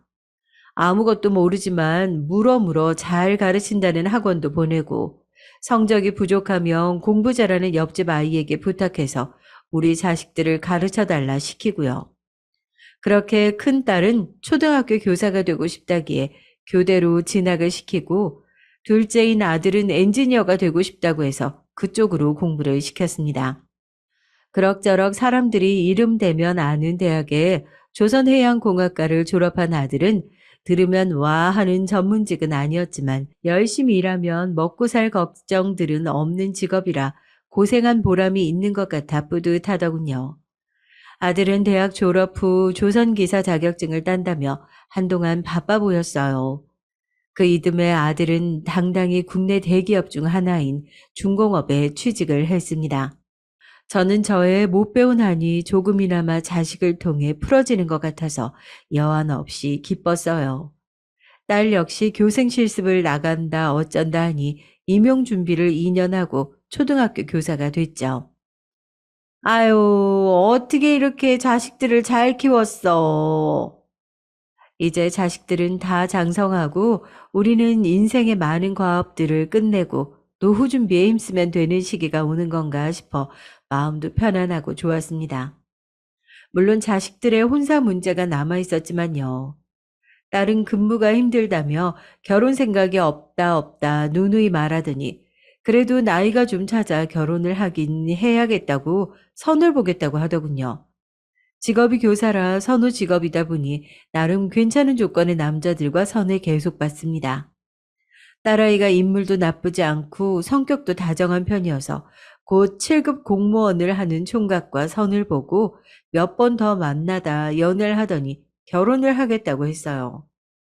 그렇게 장녀인 큰딸의 혼사를 정신없이 치르고 이제 아들만 장가 보내면 되겠다 싶어서 우리는 차만 아가씨를 어디 없나 하면서 눈에 불을 켜고 찾아다녔죠. 회사를 다니는 아들은 아침과 저녁에만 볼 수 있었는데 저는 아들을 볼 때마다 이제 네 나이도 있는데 그만 놀고 장가 가야 되지 않겠냐며 계속 이야기를 했습니다. 아들은 처음에는 알겠다고 하더니 나중에는 짜증을 내더라고요. 아, 엄마, 진짜 결혼 얘기 좀 그만해요. 요즘은 남자도 결혼해서 평생 처자식한테 돈 쏟아붓고 사는 거 별로라고요. 전 진짜 괜찮은 사람 아니면 안 하고 싶어요. 아니, 그래도 결혼을 해야지. 아니, 결혼해서 자식 낳고 기르는 기쁨이 얼마나 큰지 알아? 나중에 너 늙어서 힘들 때도 자식이 있는 거랑 없는 거랑 얼마나 다른데. 아내가 있어서 같이 오순도순 노년 보낸다고 생각해봐. 아, 얼마나 좋아. 하지만 이런 이야기로 아침이 시작될 때면 언제나 아들은 밥 한 술 뜨는 둥 마는 둥 하면서 출근 늦었다고 일어나 버리기가 일쑤였어요. 저는 그럴 때마다 애간장이 타는 듯 했지만 자식이 애물단지라 어쩔 수가 없었죠. 그렇게 시간을 보내고 있던 어느 날이었습니다. 근처 시내로 볼일을 보러 갔다가 우연히 아들을 보게 됐어요. 저는 점심시간이라 잠깐 나왔나 생각하면서 아들에게 인사를 하려고 다가갔는데 그런데 세상에 아들 옆에 웬 젊은 아가씨가 있는 거 아니겠어요?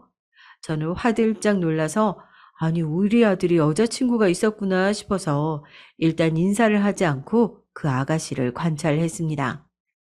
하얀색 정장 자켓에 회색 플레어 치마를 입고 긴 생머리에 날씬한 맵시가 돋보이는 딱 봐도 이쁘장한 아가씨였어요. 두 사람은 막 점심을 먹고 나선 듯 했고 아가씨가 저희 아들에게 매달리다시피 기대고 있더군요. 팔짱을 꼭 끼고서요. 아들 역시 싫지 않은 표정으로 함께 걸음을 옮기더라고요. 같이 커피숍을 들어간 두 사람은 곧 커피 두 잔을 들고 나와서 주차장에 있는 아들의 차로 함께 가더라고요. 그리고 함께 차를 타고 사라졌습니다.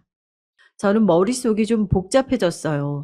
아니, 그동안 그렇게 결혼하라고 했는데 저런 아가씨가 있으면서 왜 소개도 하지 않고 말도 하지 않았지라는 생각과 제 아들에게 매달려서 사람들이 많은 대낮에 팔짱을 끼고 밀착하던 아가씨의 모습이 좀 꺼림칙하다는 생각이 스치고 지나갔습니다. 그 후 며칠을 저는 아들을 관찰했어요. 생각해보니 최근에 부쩍 야근을 한다며 늦게 들어오곤 했던 점과 가끔 술 냄새도 나서 물어보면 야근하다 친한 직원들과 술 한잔 했다고 하던 일, 그리고 와이셔츠에 립스틱 같은 여자 화장품이 묻어있던 일 등이 떠오르더라고요. 저는 아들이 만나는 아가씨가 있는 것은 좋은 일이지만 어쩐지 그때 본 그 아가씨는 아니면 좋겠다는 생각이 들었어요. 그러나 저의 이러한 불길한 예감은 틀리지 않더군요. 그렇게 한 달쯤 지났을까 아들이 이번 주말에 식사나 같이 하자고 토요일 점심에 식당에서 소개할 사람이 있다고 하더군요. 저는 혹시나 싶었지만 사정을 모르는 남편은 기대되는 표정으로 누구를 데려오려고 하나 궁금해했습니다. 우리는 그렇게 아들이 소개한다는 여자친구를 갈빗집에서 기다리고 있었어요. 끼익 하고 가게 문이 열리고 젊은 여자 한 명이 들어오더군요. 바로 제가 본 그 아가씨였습니다. 오늘은 아이보리색 블라우스에 검정 치마로 단정하게 입고 있더군요. 제대로 앞모습을 보니 상당한 미인이었습니다. 남자라면 누구나 혹할 만한 얼굴이었죠. 다만 치켜 올라간 눈매 때문에 여우상이라고 할 수 있었는데 저는 그 눈매가 썩 마음에 들지 않았습니다. 흔히 말하는 눈웃음 친다는 그런 눈이었거든요. 아이고, 반가워요. 우리 애가 여자친구 데려온 게 처음이라 이거 참 감회가 새롭네요. 어서 와요. 남편은 예쁜 아가씨가 들어오자 어쩔 줄 몰라 하면서 아들과 아가씨를 번갈아 보며 흐뭇해하더군요. 아가씨도 싹싹하게 인사하며 저희에게 여자친구라고 소개를 했어요. 저희는 뭔가 설명할 수는 없지만 계속 껄끄러운 기분과 내키지 않는 기분이 들었지만 그래도 큰 이유도 없는데 자리를 박차고 나갈 수도 없어서 어찌어찌 식사를 하고 있었습니다. 둘은 입사 후 회사에서 직원으로 만났다고 해요. 아가씨는 제 아들과 달리 계약직으로 사무일을 보는 경리라고 했고 2년제 대학을 나왔다고 하더군요.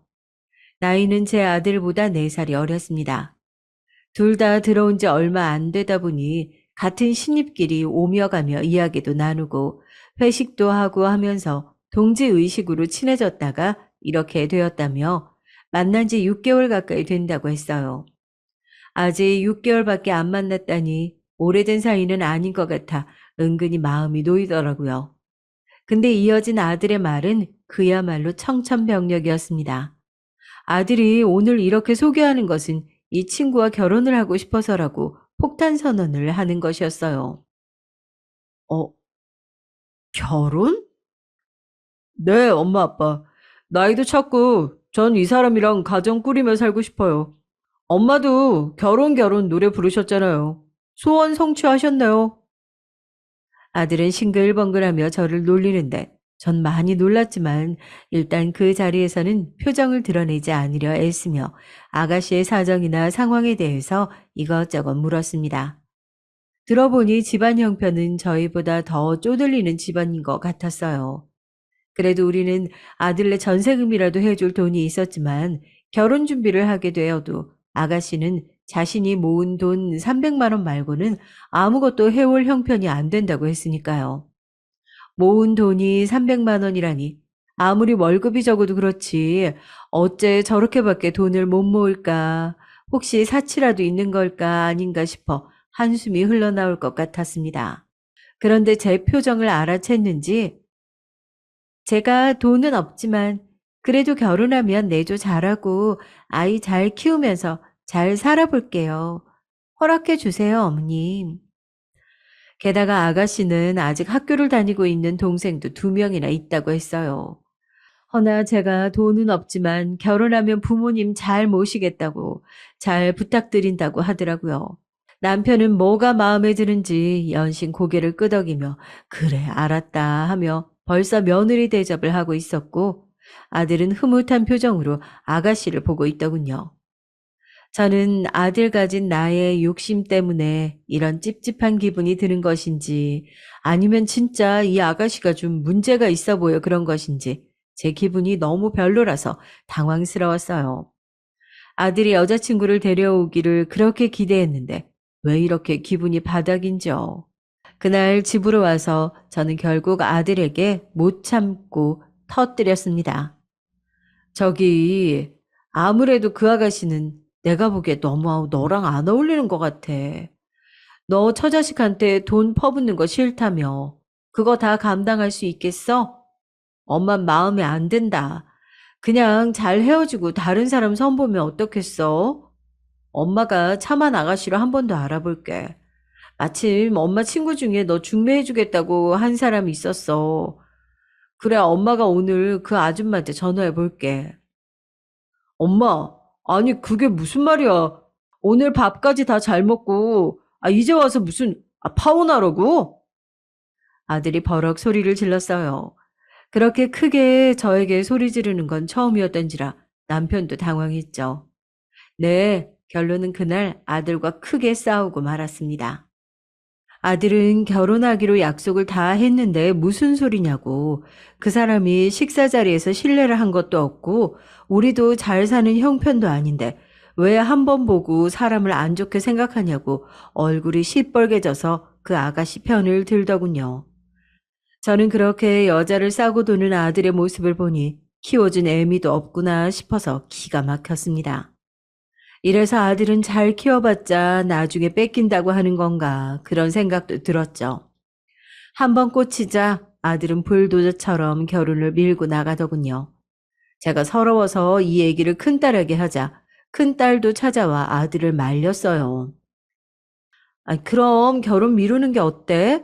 조금만 엄마도 어쨌든 며느리 드리는 거니까 생각해 볼 시간이 필요할 거 아니야. 아무리 너네 둘이 좋아하는 게 결혼이라고 해도 널 키워준 엄마 입장도 있는 건데, 응? 누나는 왜 내 결혼에 감나라 배나라야? 그만 좀 해, 둘 다. 정말 두 사람 때문에 내가 요즘 받지 않아도 될 스트레스를 얼마나 받는지 모르겠어? 엄마도 누나도 그 사람에 대해서 뭘 안다고.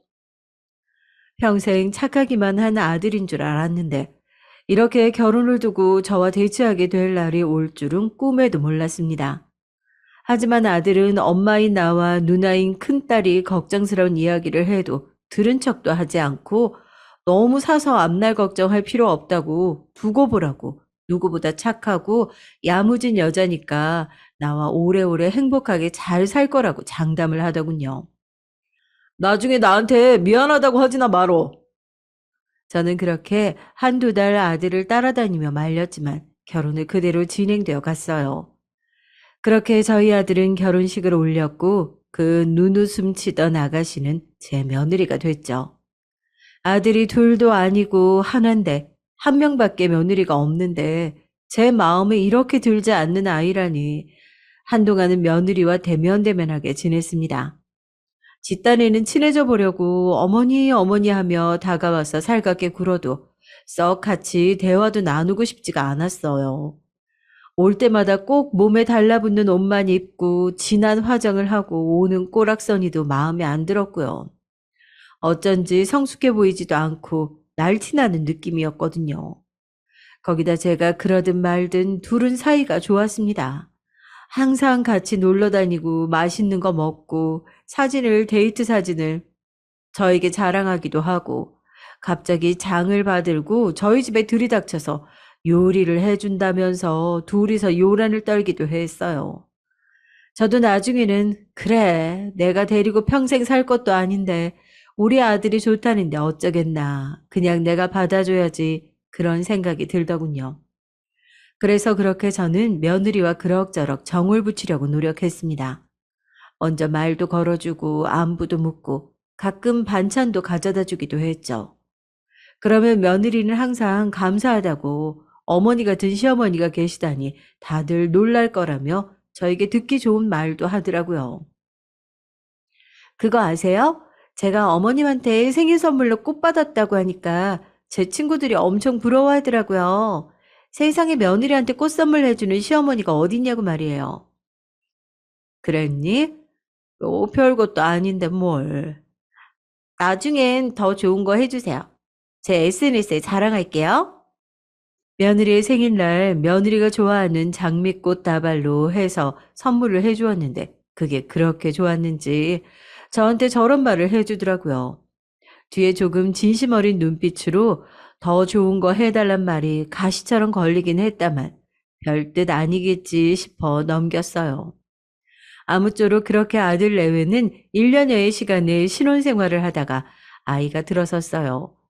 이미 딸이 아기를 낳아서 키우고 있던 중이었는데 그래도 친손주여서 저는 조금 더 기뻤습니다. 임신 기간에 입덧이 심하다고 해서 좋아하는 음식을 아들에게 물어서 가져다 주기도 하고 배가 뭉친다기에 마사지하는 법을 알려주기도 했어요. 제가 정말 정성을 쏟긴 했던지 옆에서 남편도 당신 며느리 싫다고 반대했을 땐 언제고 이렇게 잘해줘 하며 놀리더라고요. 아들도 무척 고마워했고요. 근데 며느리의 행동은 조금 마음에 걸리는 부분이 있었습니다. 제가 음식을 갖다 주기 시작하자 언제부턴가는 당연하게 욕을 하더라고요. 어머니, 저번에 제가 맛있게 먹었던 그 나물 무침 있잖아요. 그거 이름이 생각이 안 나는데 아무튼 그것 좀 해다가 갖다 주실 수 있어요? 오늘 말이야? 오늘은 내가 좀 바쁜데 친구가 집에 온다고 해서. 아, 그래요? 어쩔 수 없죠. 그럼 내일은 꼭 해다 주세요.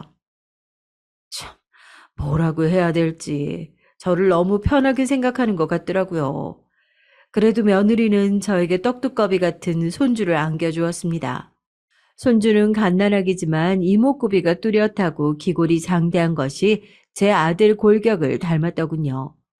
저는 그동안 며느리가 마음에 들지 않았던 마음이 손주를 보면서 내려가는 것을 느꼈습니다. 그렇게 듬직한 아들을 낳아줬고 이 집안 대사를 이어줬으니 이제 더 이상 밉게 생각하지 말자라고 혼자 다짐을 했죠. 그 후로 몇 년 동안은 아들내는 정신없이 살았습니다. 애 키우느라 회사 일하랴 아들은 항상 피곤해 보였죠. 요즘은 아빠들도 육아에 참여해야 한다면서 오랜만에 다 같이 수목원에 주말 나들이를 갈 때도 땡볕에 내내 아들이 아기띠를 하고 아기를 안고 있더라고요. 땀을 비 오듯이 흘리는데도 며느리는 그늘에 앉아가지고 본인 팔에 선크림을 바르고 있고 제 아들만 땀을 홍수같이 흘리면서 아기를 계속 안고 다녔습니다. 보다 못한 제가 아기를 들고 1시간을 아기띠를 하고 다녔더니 머리도 어지럽고 일사병이 오는 것 같더군요. 그리고 며느리는 제가 안색이 안 좋자 그제야 아기를 받아들더라고요. 요즘 젊은 여자들이 아기 돌보는 것을 반반하자고 주장한다더니 제 며느리가 딱 그 짝이었습니다. 저는 맞벌이도 하지 않고 집에 있으면서 우리 아들 고생 그만 시키라고 화내고 싶었지만 그러다가 또 화살이 아들한테 가서 저 없을 때 며느리가 구박할까봐 그런 이야기도 하지 못하고 참았어요. 그렇게 세월은 흘러서 친손주가 6살쯤 되던 무렵이었어요. 갑자기 며느리에게 다급한 전화가 왔습니다. 어머니, 지금 빨리 병원으로 오세요. 애기 아빠가 지금 많이 다쳤대요, 어머니. 저는 그 소리를 듣자마자 정신없이 남편과 함께 병원으로 달려갔어요. 이게 무슨 마른 하늘의 날벼락 같은 소리인지 생각하면서 허겁지겁 병원에 당도하자 응급실로 갔더니 이미 수술 중이라며 수술실 앞으로 저희를 안내해 주더라고요. 거기에는 망연자실한 표정으로 주저앉아 있는 며느리와 영문도 모른 채 끌려온 손주가 있었어요. 얘야, 무슨 일이야? 어? 저는 의자에 엎어져 있던 며느리의 어깨를 흔들며 대답을 재촉했습니다. 힘없이 늘어져 있던 며느리는 고개를 들어 눈물로 엉망이 된 얼굴로 말하더군요. 어머니, 회사에서 출장을 마치고 밤늦게 오는 길에 고속도로에서 오중 추돌 사고가 났대요. 사고가 너무 크게 나서 차량이 전복되고 지금 준수 아빠가 의식이 없대요. 어떡해요, 어머니? 그 사람 못 깨어나면 어떡해요? 저는 머릿속이 하얗게 변하는 것을 느꼈어요. 뉴스에서나 보던 오중 추돌 사고라니. 왜 제 아들에게 이런 일이 일어난 것일까요? 지금 이날까지 성실하게 남한테 나쁜 짓 하지 않고 살아온 그저 착한 내 아들한테 저는 다리에 힘이 풀려 털썩 주저앉았습니다. 아무 말도 할 수가 없고 눈물만 줄줄 흘렀어요. 이상하게 아들이 태어났던 순간 첫 옹알이하며 내 품에 안기던 그 따뜻한 느낌과 또 아들이 유치원에 가던 날 중등 고등학교를 거쳐 군대에 간다고 늠름하게 말하던 날 등 아들과 함께한 시간들이 파노라마처럼 쫙 펼쳐지면서 눈물이 계속 샘솟았습니다. 마치 이제 아들과 이별할 준비를 하라고 누군가 알려주는 것처럼요. 그렇게 저는 제 인생에서 가장 끔찍한 경험을 하게 됐습니다. 제 아들이 저보다 먼저 죽는 경험을요. 자식은 부모를 흙 속에 묻고 부모는 자식을 가슴에 묻는다고 하던가요. 저와 남편은 끔찍한 고통과 깊은 슬픔으로 몸부림쳤어요. 아들이 수술 중 사망했다고 말하는 의사 선생님의 목소리도 잘 들리지도 않고 그 순간에 제가 무엇을 했는지 어떤 정신으로 어떻게 서 있는지 지금 와서 생각해 보면 아무것도 제대로 떠오르지 않더라고요. 마치 남의 일을 보는 것처럼 계속 실신했다가 깨어나고 또 실신했다가 깨어나는 것을 반복했습니다. 깨어나면 링게를 맞고 있었고 또 잠이 들면 아들의 꿈을 꾸었어요. 그렇게 저는 산송장처럼 아들의 장례까지 다 치르고 나서야 겨우 지금이 몇 시구나, 오늘이 며칠이구나 정도를 분간할 수 있는 정신이었습니다. 나중에 들은 이야기지만 제가 거의 미친 사람처럼 아무것도 분간을 못하고 헛소리를 계속하고 쓰러져서 장례고 뭐고 남편과 딸이 도맡아 했다고 하더군요. 그렇게 저는 자식을 앞서 보낸 부모가 되어 산 것도 아니고 죽은 것도 아닌 상태로 지냈습니다. 조금이라도 좋은 것을 보거나 좋은 것을 먹으면 아들 생각이 나서 견딜 수가 없었어요. 우리 아들이 좋아하던 물건이나 음식을 보면 아무것도 할 수가 없었고 숨이 막히는 것 같았습니다. 지독한 슬픔이었죠. 자식을 앞세우고 살아간다는 것은 하루하루가 지옥의 고통을 겪는 것이었어요. 당연히 내가 늙어 죽는 게 술리고 그때 아들이 내 손을 잡아줄 줄 알았건만 무엇이 급하다고 이렇게 급하게 가버렸는지 아들 녀석이 너무나 불쌍하고 또 원망스럽기도 했습니다. 며느리와 손주는 아들이 그렇게 된 후로 여기서 못 살겠다고 인근 도시로 이사를 갔어요. 너무 힘들어요. 제 아들 데리고 여기서 못 살 것 같아요. 죄송합니다, 어머님, 아버님. 그래, 그러겠지. 일단 우리가 얼마라도 쥐어줄 테니까 쓰고 필요하면 얼마든지 또 말해라. 생계를 어떻게 꾸릴지 걱정이라기에 당장이라도 융통해서 쓰라고 저희가 모아둔 비상금 몇 천도 털어주었습니다. 일자리 구하고 형편 나아지면 천천히 갚으라는 말과 함께요. 아들을 닮은 손주가 눈에 밟혀 손주를 우리에게 맡기고 일하는 건 어떠냐고 하자 며느리는 아니라고 자신이 데리고 키우며 일을 구해보겠다고 했어요. 그때만큼은 남편이 죽는 큰일이 있었음에도 자기 자식 건사하며 살려고 하는 그 모습이 야무져 보이고 고마웠습니다. 우리 아들이 골랐던 여자가 괜찮은 애였구나 하는 생각도 들었어요. 그런데 아들이 죽은 지 1년쯤 되던 날 우리 부부는 너무나도 큰 인생의 위기를 맞이하고 말았습니다. 갑자기 전세를 살고 있던 집을 비워달란 얘기를 들었어요. 무슨 소리냐고 하니까 집주인이 파산을 해서 집이 경매로 넘어가게 됐다고요. 전세금 찾을 수 있게 전세권 설정을 해놓으신 거냐고 부동산에서 묻더군요. 저는 놀라서 허둥지둥 전세금 설정이라는 절차를 우리가 전세 얻을 때 했는지 알아봤는데 아는 것이 없던 저희가 그만 제대로 전세금 설정을 하지 않았더라고요. 그래서 다급하게 부동산을 붙잡고 이거 어떻게 해야 되는 거냐고 하니까 이렇게 되면 돈을 받는 게 후순위로 밀리기 때문에 전세금을 찾을 수 있을지 없을지 알 수도 없다고 죄송하다고 하는 것이었어요. 저희 부부는 너무 당황을 해서 사방으로 물어보고 알아봤지만 전세금을 찾을 길이 없다는 것이었습니다. 하루아침에 전세금을 다 날리고 오갈 데가 없는 거지꼴이 된 것이었죠. 너무도 황당해서 어떻게 할까 하다가 일단은 멀리 사는 딸에게 가는 것보다는 가까운 곳에 있는 며느리에게 가야겠다 싶어서 며느리에게 할 말이 있으니 집 쪽으로 가겠다고 얘기하고 대충 필요한 생필품만 여행 가방에 챙긴 후에 남편과 며느리가 사는 집으로 택시를 타고 갔어요. 며느리가 사는 아파트에 도착하자 며느리는 마중을 나와 있더군요. 그런데 뭔가 피곤한 기색이었어요. 아가, 잘 있었어? 이거 짐 좀 집으로 옮기거라. 우리가 살던 집이 경매로 넘어가는 바람에 한동안 거처 마련할 때까지만 너네 집에 좀 있어야겠다.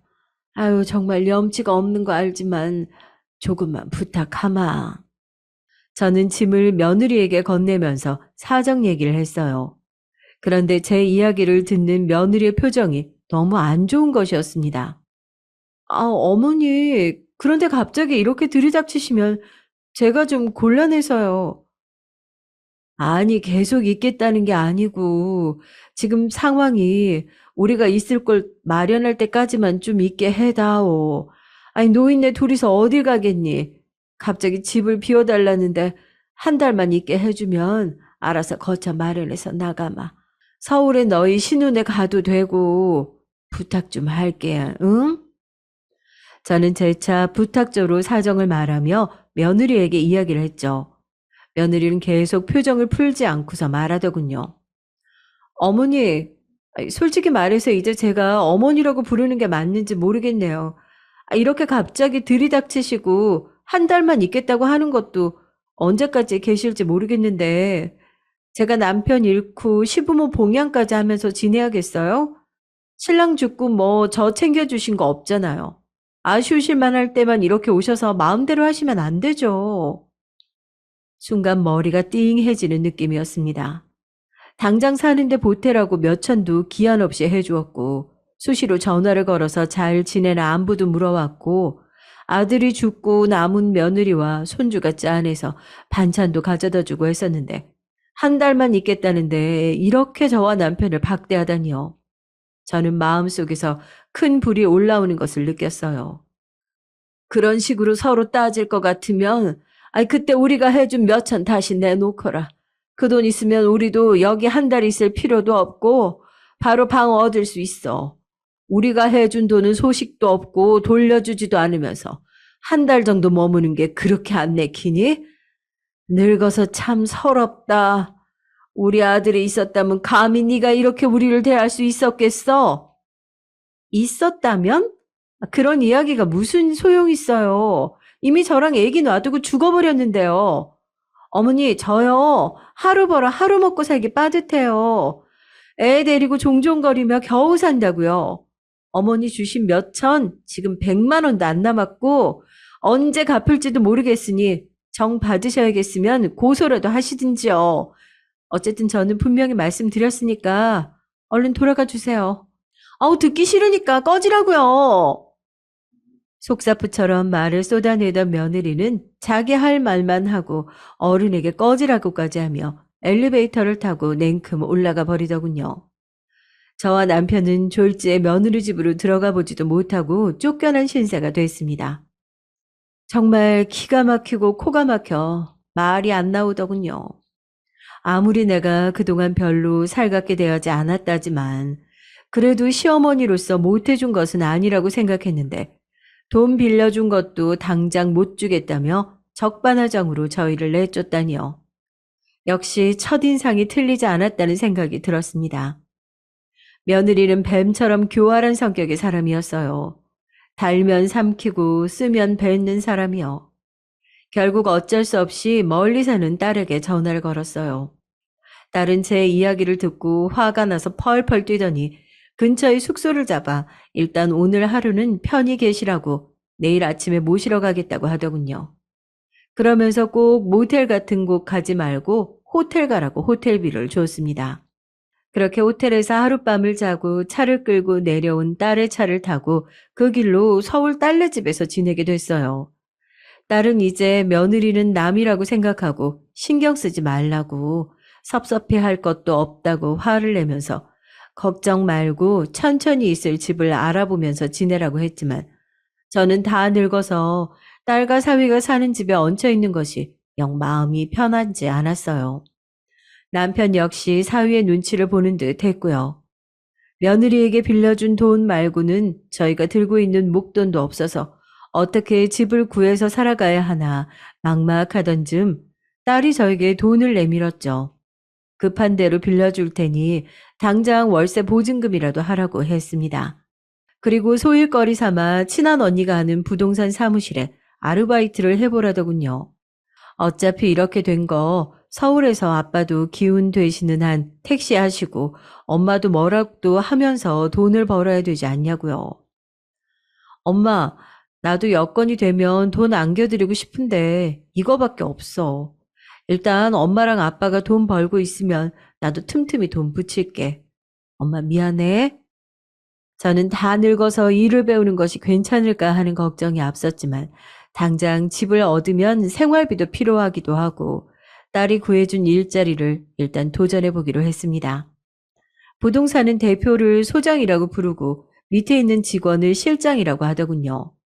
저는 60이 다 되어가는 늦깎이 나이에 최 실장이 되어 사회생활을 시작하게 됐습니다. 자격증을 딴 지도 오래되었을 뿐더러 이론과 실무는 달라서 한동안은 정말 힘들었어요. 아주머니들이 많이 오가는 아파트를 주로 취급하는 사무실이었는데 월급은 작았지만 소장님은 제게 친절하게 대해주시더군요.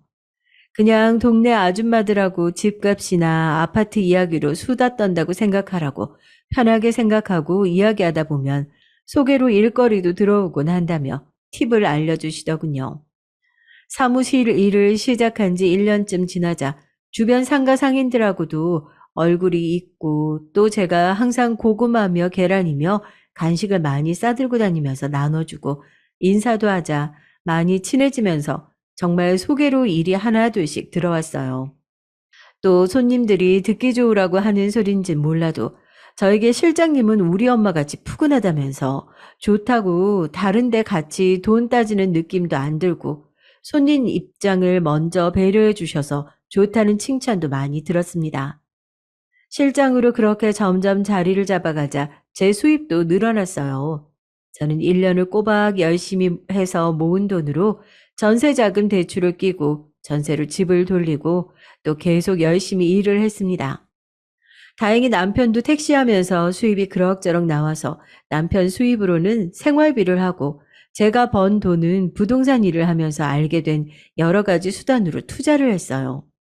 분양권에 투자하기도 하고 또 경매하는 곳도 가보고 괜찮은 상가나 아파트가 있다고 하면 임장도 다니면서 지금은 돈이 없어도 돈이 생기면 할 수 있는 소액 투자 위주로 많이 발품을 팔았습니다. 남편은 나이 들어 이렇게 택시 일을 할 줄 몰랐지만 그래도 이렇게 목숨 유지하며 살 수 있는 게 얼마나 다행스럽냐는 말을 하곤 했죠. 그만큼 사는 게 퍽퍽하고 아등바등 힘들었으니 그런 말을 하며 위안을 했던 거죠. 그러던 어느 날 남편이 저에게 공인중개사 시험을 보는 게 어떻겠냐고 권유하더라고요. 당신 부동산 쪽으로 더 공부하고 싶다며 늦기 전에 지금이라도 하는 게 나아. 아유, 그건 그런데 엄두가 안 나요. 내가 이 나이에 할 수 있을까? 아유, 녹록지 않은데. 하고 싶으면 해. 아이, 늦어지면 정말 힘들어. 남편 말이 맞았어요. 어차피 시험을 볼 거라면 조금이라도 더 젊었을 때 보는 게 나았죠. 무섭지만 어차피 해야 할 일이라면 주저하지 말기로 결정했어요. 여태껏 살아오면서 깨달은 게 하나 있다면 시간이란 건 무한정 주어지는 게 아니라는 거였으니까요. 인생은 늘 예상치 못한 변수들로 가득한데 대비하지 않으면 그대로 무참히 주저앉을 테니까요.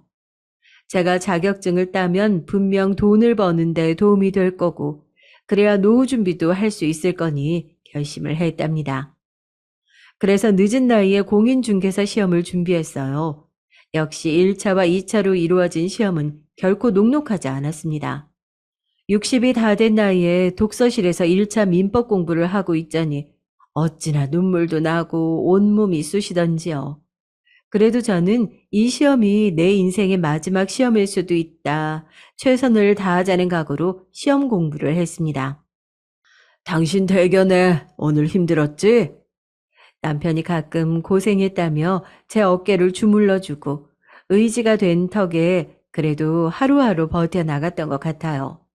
그리고 그렇게 2, 3년 만에 고생 끝에 겨우 턱걸이 점수로 자격증을 취득했습니다.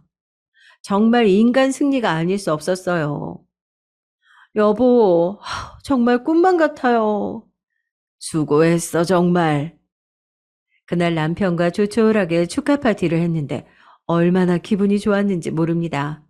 그리고 오랜만에 조용한 분위기에서 남편과 아들 이야기를 이어가게 됐죠.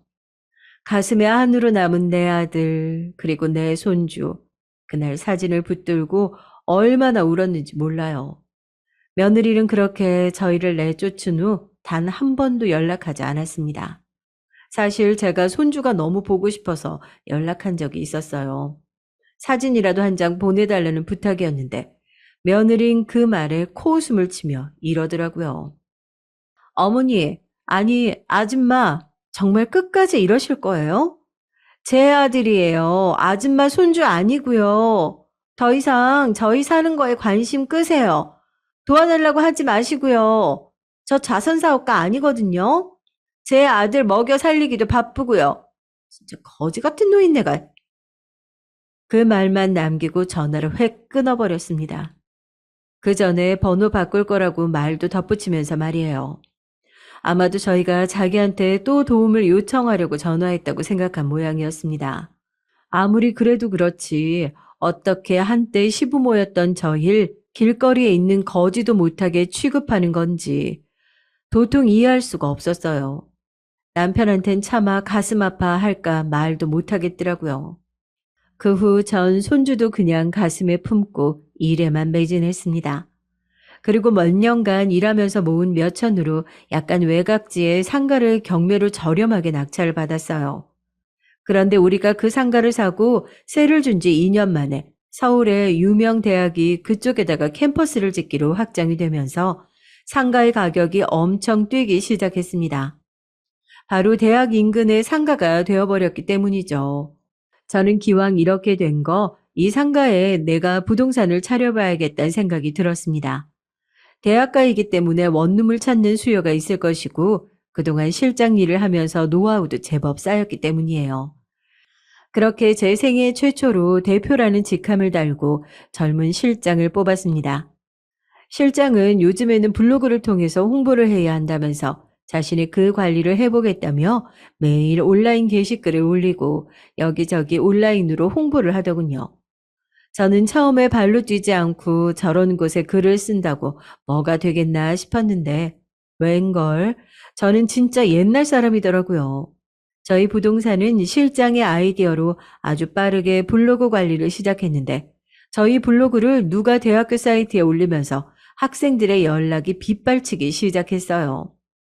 제가 학생들 원룸 얻어주고 지방에서 부모님들이 올라와 걱정하시는 것을 보면서 죽은 아들 생각도 나고 해서 수수료도 늦게 받기도 하고 사정 봐서 깎아드리기도 했던 것들이 학생들끼리 소문이 돌았나 봐요.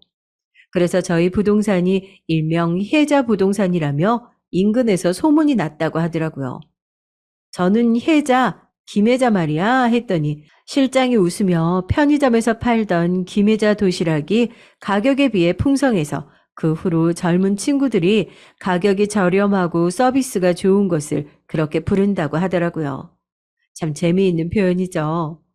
그렇게 저는 부동산이 대박이 나서 아파트도 사고 주식도 하면서 자산을 차곡차곡 불리기 시작했습니다. 이제 더 이상 월세니 전세니 그런 것들을 걱정할 게 아니었어요. 저는 부동산으로 큰 재산을 모은 부자가 되었습니다. 저는 곧 70을 바라보는 나이에도 인생이 이렇게 크게 바뀔 수 있다는 것이 참 신기했어요. 한편으로는 하늘로 간 아들이 우리를 살펴주고 있나 하는 생각도 들었고요. 항상 돈 벌어서 엄마 호강시켜줄게 하던 우리 아들이 이렇게 우리를 돈방석에 앉혀주고 지금 우리를 보면서 웃고 있을 것 같아서 하루에 한 번은 하늘을 보면서 아들에게 인사를 했습니다. 아들아, 잘 있지? 엄마가 항상 고맙다. 보고 싶어. 그때마다 아들은 자기도 보고 싶다며 화답하는 것 같았어요. 그렇게 아들을 그리워할 때마다 아들을 쏙 빼어 닮았던 손자도 너무 보고 싶었지만 우리를 거지 취급했던 며느리가 너무 야속하고 미워서 연락을 하고 싶지 않았습니다. 당연히 며느리도 손자 사진 한번 보내오지 않았고요. 손자는 인연을 끊을 당시 6살이었으니 이제 어엿한 초등학생이 되어 있을 것이었습니다. 사실 저는 형편이 좋아지고 여유가 생기자 하루가 다르게 아들이 더 그립고 손자가 보고 싶었어요. 그래서 며느리에게 전화를 해보기도 했는데 없는 번호로 뜨더라고요. 정말로 제가 도움을 구하기라도 할까 그게 무서워서 번호를 바꾼 모양이었습니다. 그래도 손자만큼은 너무 보고 싶었어요. 이제는 생각으로도 모자라 매일 밤 꿈에 손자가 등장할 지경이었으니까요. 손자는 아들의 품에 안겨 있었고 제게 손을 뻗어 할머니라고 어물거리는 발음으로 부르곤 했죠.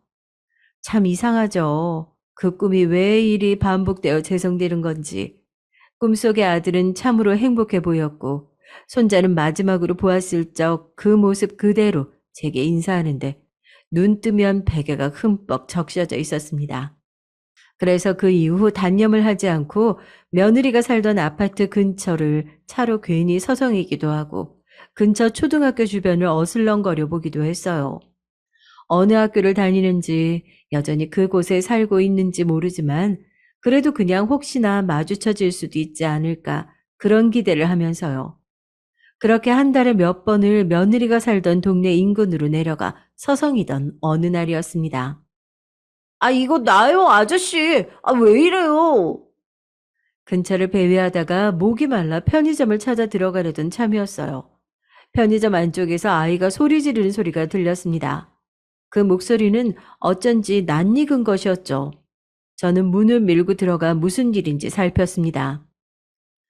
이 녀석이, 너 전에도 내가 이번만 봐주겠다고 했지? 이번엔 안 되겠다. 너 진짜 경찰서 가야 돼. 보아하니 초등학생으로 보이는 덩치 큰 아이가 물건을 훔친 모양이었어요. 아이씨, 엄마가 다음에 돈 갖다 주신다니까요. 아, 저 훔친 거 아니라 빌린 거라고요. 잔말 말고 경찰서 가자. 어? 너 이름 뭐야? 책가방 열어봐. 보자. 뭐? 6학년 2반 김준수. 저는 순간 심장이 내려앉는 것 같았습니다. 김준수. 그건 바로 제 손자 이름이었어요. 제 아들을 쏙 닮은 6살에 헤어진 그 아이 이름이요.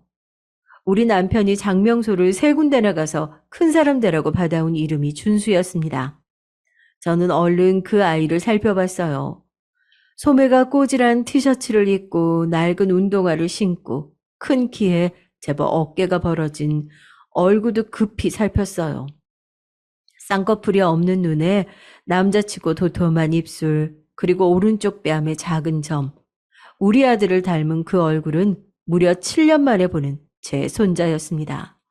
저는 너무 놀라서 제 손자에게 달려가 멱살을 잡고 있는 사장님의 손을 떼어냈어요. 아유, 사장님. 아직 초등학생인데 얘한테 이러시면 안 되죠. 아유, 이 학생 먹고 싶은 거 제가 고르라고 했어요. 제가 돈 다 낼 테니까 이 아이는 그만 보내주세요. 제가 갑자기 나서서 돈을 내겠다고 하며 아이 앞을 막아서자 사장님은 의아한 표정이었습니다. 아, 사모님, 이 애는요, 이 동네에서 좀도둑질로 유명한 애예요. 엄마는 어딜 가는지 애 혼자 배고파서 항상 여기저기 훔쳐먹고 다닌다고요. 그렇게 편들어 주셔도 내일 또 도둑질할걸요? 혼쭐이 나야 된다고요. 저는 편의점 사장의 말을 듣자 정신이 아득해지는 것을 느꼈습니다. 며느리에 대한 분노가 치밀어 올랐어요. 혼자 아기 키우며 열심히 살겠다더니 이것이 이딴 식으로 애를 키워? 우리 집 귀한 자손을 이따위로 좀도둑질을 하게 만들어? 저는 분기탱천해서 사장님께 이야기했습니다. 지금 누구 보고 좀도둑이 어쩌니 저쩌니 하는 거예요? 이 아이 제 손자라고요. 정말 못하는 소리가 없으시네. 제가 그동안 훔쳐간 거 10배로 물어드릴 테니까 지금 막말하신 거 당장 사과하세요. 사과 안 하시면 고소 진행할 테니까 알아서 하시고요. 그리고 여기 이거 제 명함이니까 앞으로도 이 아이 물건 그냥 가져가면 제 앞으로 청구하세요. 저는 그렇게 어리둥절해하는 제 손자를 끌고 편의점을 나왔습니다.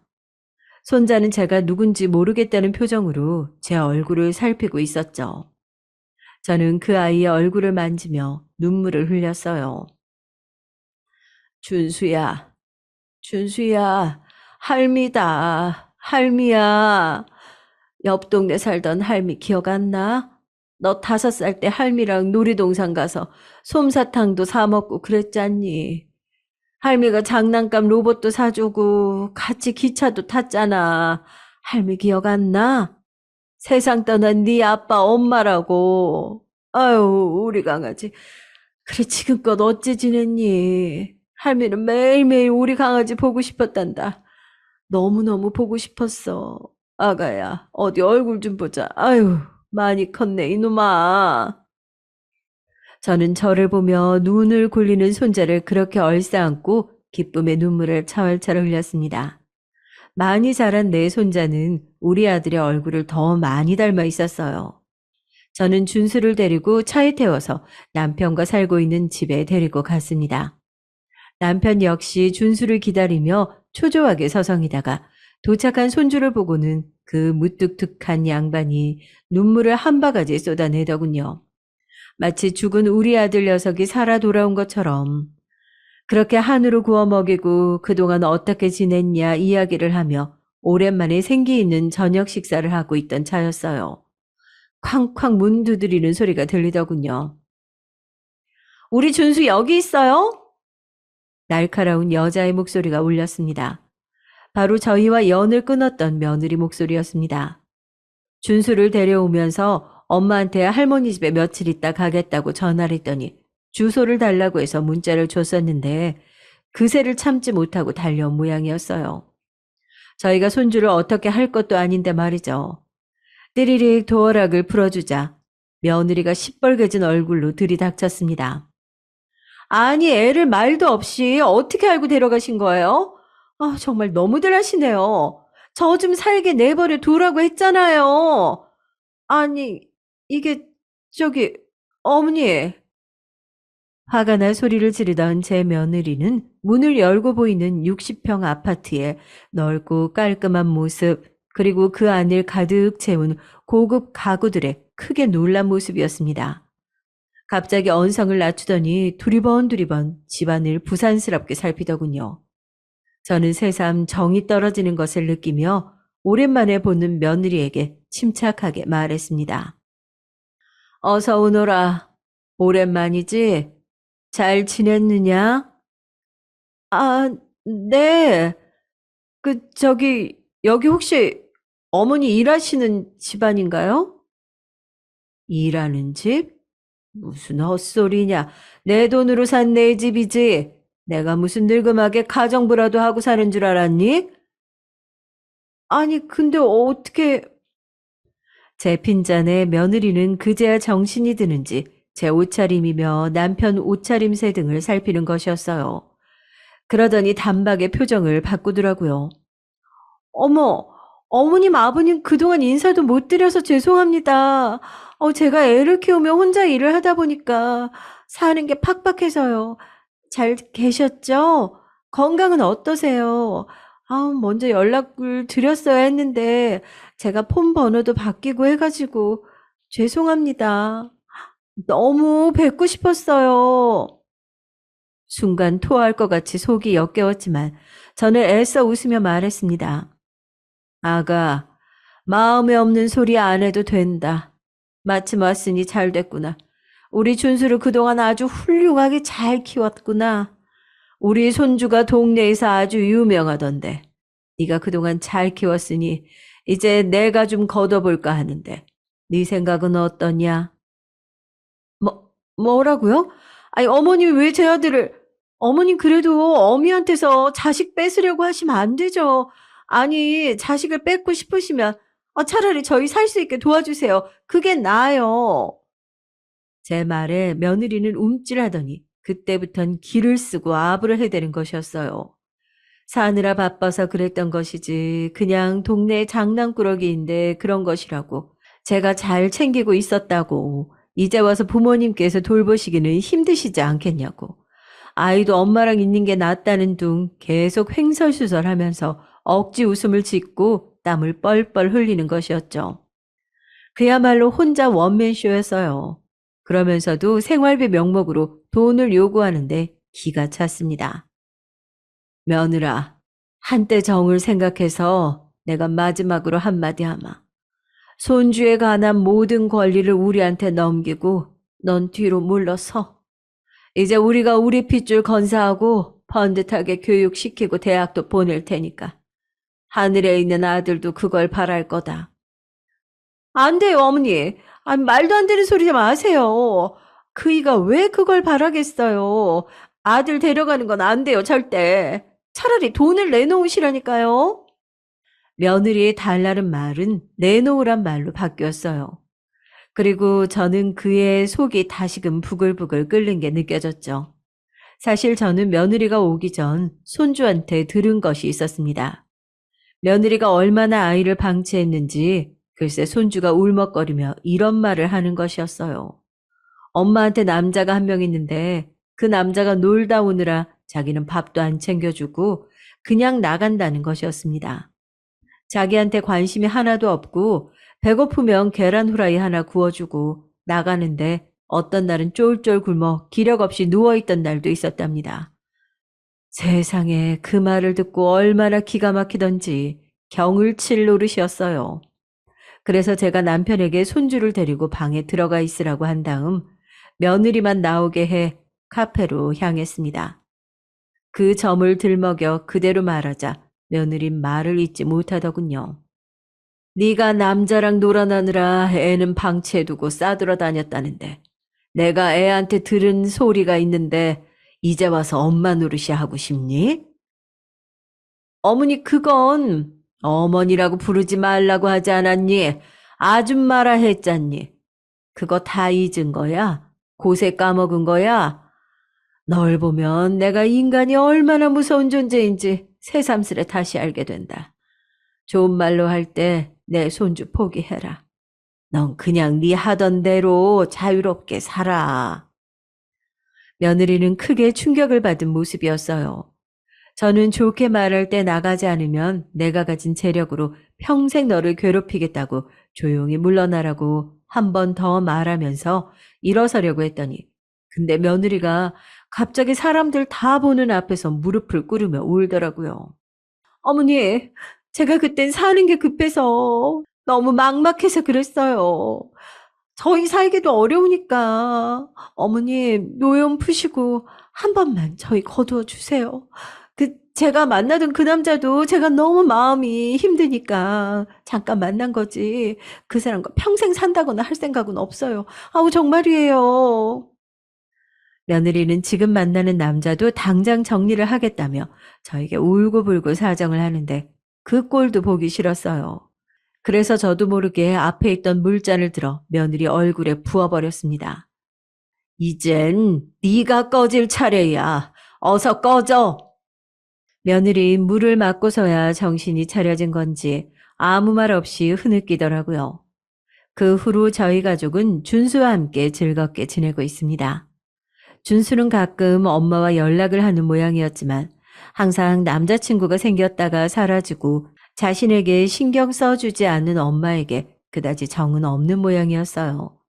다만 며느리가 아직도 준수를 핑계 삼아 저희 집 앞에 나타난다는 게 문제지요. 어머니, 저 그 사람 정리했어요. 확인이라도 시켜드릴까요? 보세요. 저 전화번호도 없고요. 이제 엄마 노릇 할 수 있어요, 어머니. 저한테 물까지 퍼부으셨으면 할 만큼은 하셨잖아요. 네? 당장 안 나가니? 보다 못한 남편이 버럭 화를 내며 경찰을 부르겠다고 하자 꽁지 빠지게 도망가긴 했지만 며느리의 욕심은 아직도 채워지지 않은 모양이었어요. 도대체 어디까지 가야 그 욕심의 끝이 보이는 건지 저희 집에 붙어 살며 자기 하고 싶은 대로 살 욕심이 눈앞에 뻔히 보이는데 그게 추한 건지 더러운 건지도 모르고 하는 꼴이 이젠 불쌍히 여겨질 정도입니다. 다행히 손주가 지금은 엄마에 대한 정이 크게 없어 저희가 며느리를 내쫓아도 아무 말도 하지 않고 있지만 나중에 준수가 더 커서도 저렇게 빌부터 동정을 구할까봐 걱정도 돼요. 마음 약한 손주가 제 엄마를 받아주자고 사정하면 저도 그때는 어떻게 해야 할지, 어떤 선택을 하게 될지 장담할 수가 없거든요. 아무쪼록 그래도 저는 하늘나라로 떠난 아들 대신 아들을 쏙 빼닮은 손주 녀석을 보면서 하루하루 행복하게 지내고 있습니다. 오늘 하루를 귀하고 감사하게 생각하면서 말입니다. 아들도 이 하늘에서 좋아할 거라 여기니 행복함과 안도감이 함께 몰려오는 것 같아요.